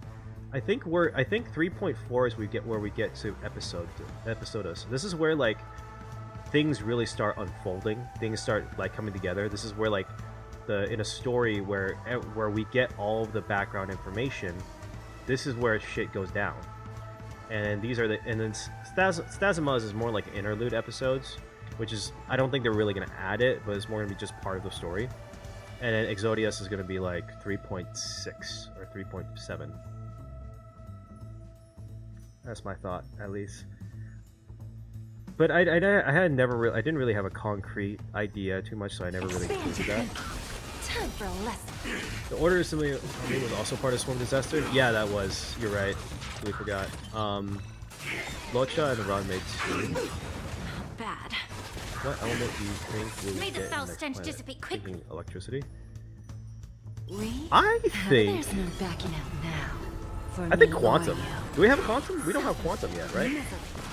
I think Quantum. Honestly. I feel like they've been... I feel like it might be a good time to add that. What's bothering me is the most is the Flame Reaver used the 6-phase ice portal in that cutscene. It doesn't suit his color scheme, and yet he's used it.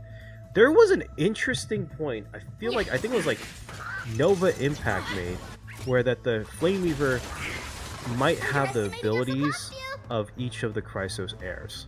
I'm not sure I fully believe that might be true, but the portal that he used might be his version of Trebios's Sentry Gate. Oh, you're a stubborn one. Is it even possible that we're gonna get another path before, or am I delusional? I don't think we're gonna get another path. There's no way. They focus so much on remembrance. There's no way. Remembrance is such a big thing here that I don't think that we're gonna get another one. And also, like, in the realistic aspect, like, continuously showing the paths might be like Hoyo's way of like having a reason to continue the game. Curiosity. Like, Nothing but a boy. there's 18 paths, so theoretically there could be 18, like, or like 17.0s or something like that. It doesn't necessarily need to be, but it might be like their way of trying to make it like the longevity of the game. More paths and elements. Yeah. Is it coming?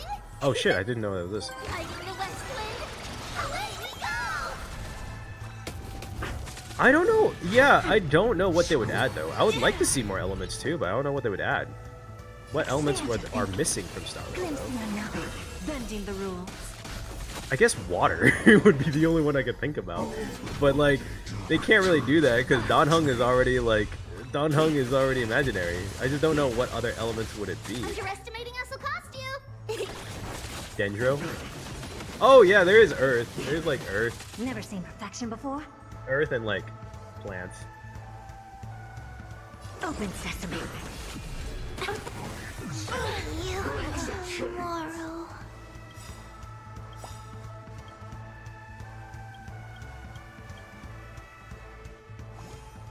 Yeah. I don't know. Also, this went a lot better. Alright. I think that's it from me, though. It was nice talking with you guys. I hope you guys enjoyed. I'll post the link to like a Discord I've been working on the description of this channel, or a description of this the stream. And then I'll also probably post it, make it like an actual post on everything. What? Okay, do you think the Holy Grail War on the collab will be longer than the MSQ? Oh, you mean like just the patch? I have thoughts on how the Holy Grail War will go. The thing about the Holy Grail War than Fate in Star Rail is that I'm so glad it's on Penacony, because it makes a lot more sense now as to why it's here, because then you can just claim it as a dream. But the thing is, technically speaking, all of the side quests, all of these things, even if this is happening during Amphoreus, this is technically canon. Giovanni is a canon character. We actually might get him playable later. Like, he looks like an NPC now, but we might actually get a playable Giovanni. So the fact that the Holy Grail War and Fate is gonna be in Star Rail technically means that they have to make them canon somehow, which is a bit weird. They technically don't have to, but like,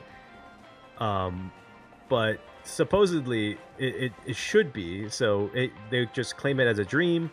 I know that we saw here. Let's see, what was it? Saber drip marketing. Thank you, Sar. God, why is it all? So this is looking at everyone. We'll meet Pentaconians yet? Yeah, this is Boot Hill. Imagine everything in Penacony is fake. Penacony is fake. Everything in Penacony is fake. That's not even a imagine. It is technically fake. It's all a dream. That's Jade. That's Robin. That's Aventurine. I'm so glad we're getting Boot Hill and Aventurine together again, because I love this duo. I love the fact that they work together. I don't know why. It's just so funny to me that they work together. And they're two of my favorite characters actually in the Star Rail is Aventurine and Boot Hill. This is old Odie. I just don't know who this is. I know people have been saying it's like Scott. I really don't want it to be Scott. Or if it's Scott, that he gets kicked out immediately in a really funny way. Like that one, who's that one guy in Star Rail or in Fate? Nice. Fate, Stay, Night characters. I always forget his name because he's kind of like really insignificant. He's like Riders. He was Riders Master.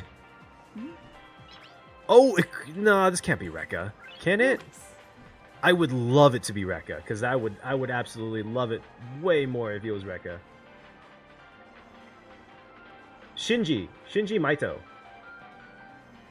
Because I've like Shinji was like completely like killed off so quickly. I hope that if it is Scott, that Scott gets like fucked up immediately. But the thing is, if this is a Holy Grail war, right? That means all of these people have to have like what's it called? Have to have their own servants. So are they just gonna make a surprise where they're gonna make other playable servants and just not release them until later?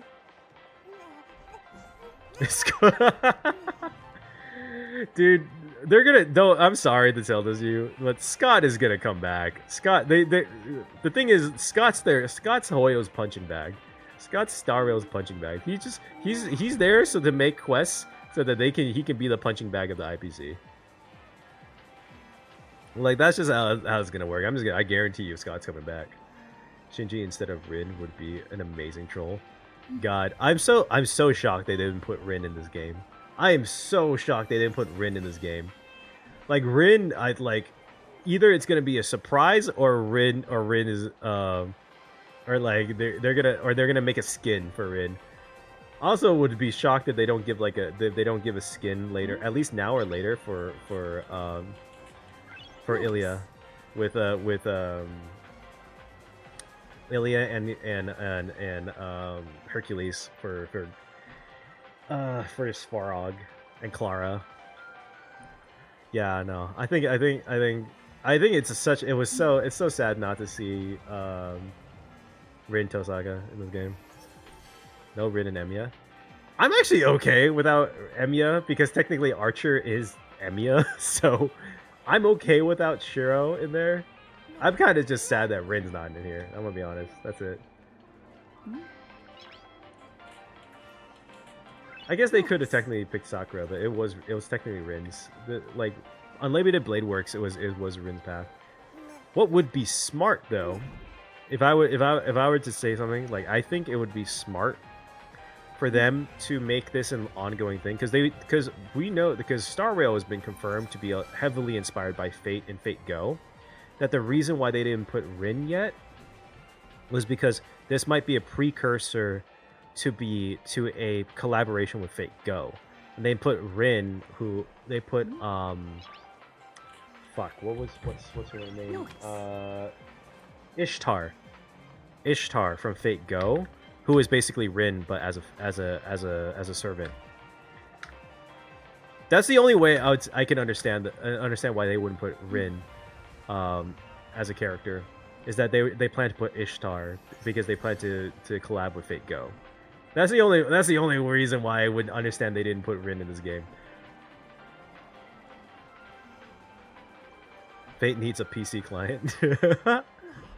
Yeah. Are probably the random enemies. Maybe. I would be really happy if they did a Fate Go like collaboration. Honestly, just because that was like the first gacha game I played, and I think a lot of people do. I still love the Fate Go series. I haven't really played it in a while, but I need to. Yeah.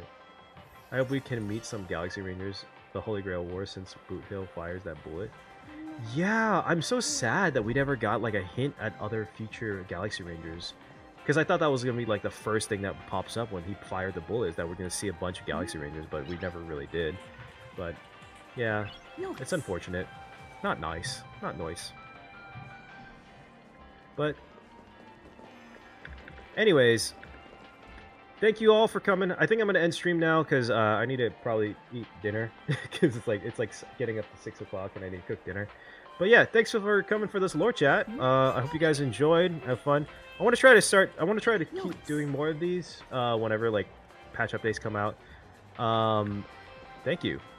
And maybe when we come up to 3.4, I'll do like a predictions instead of doing like just showing my predictions for like the actual playthrough. I might do like a predictions stream where we sit down and kind of like go through like maybe 12 predictions for 3.4, and then before I make a reaction to the game. I'm still iffy and just like I'm still iffy about doing like a stream reaction because it's just that honestly I need the footage to make videos, so I need to figure that out. But yeah, thanks y'all for coming, and oh yeah, I gotta do it. Peace. My apparently that's my signature thing now, so.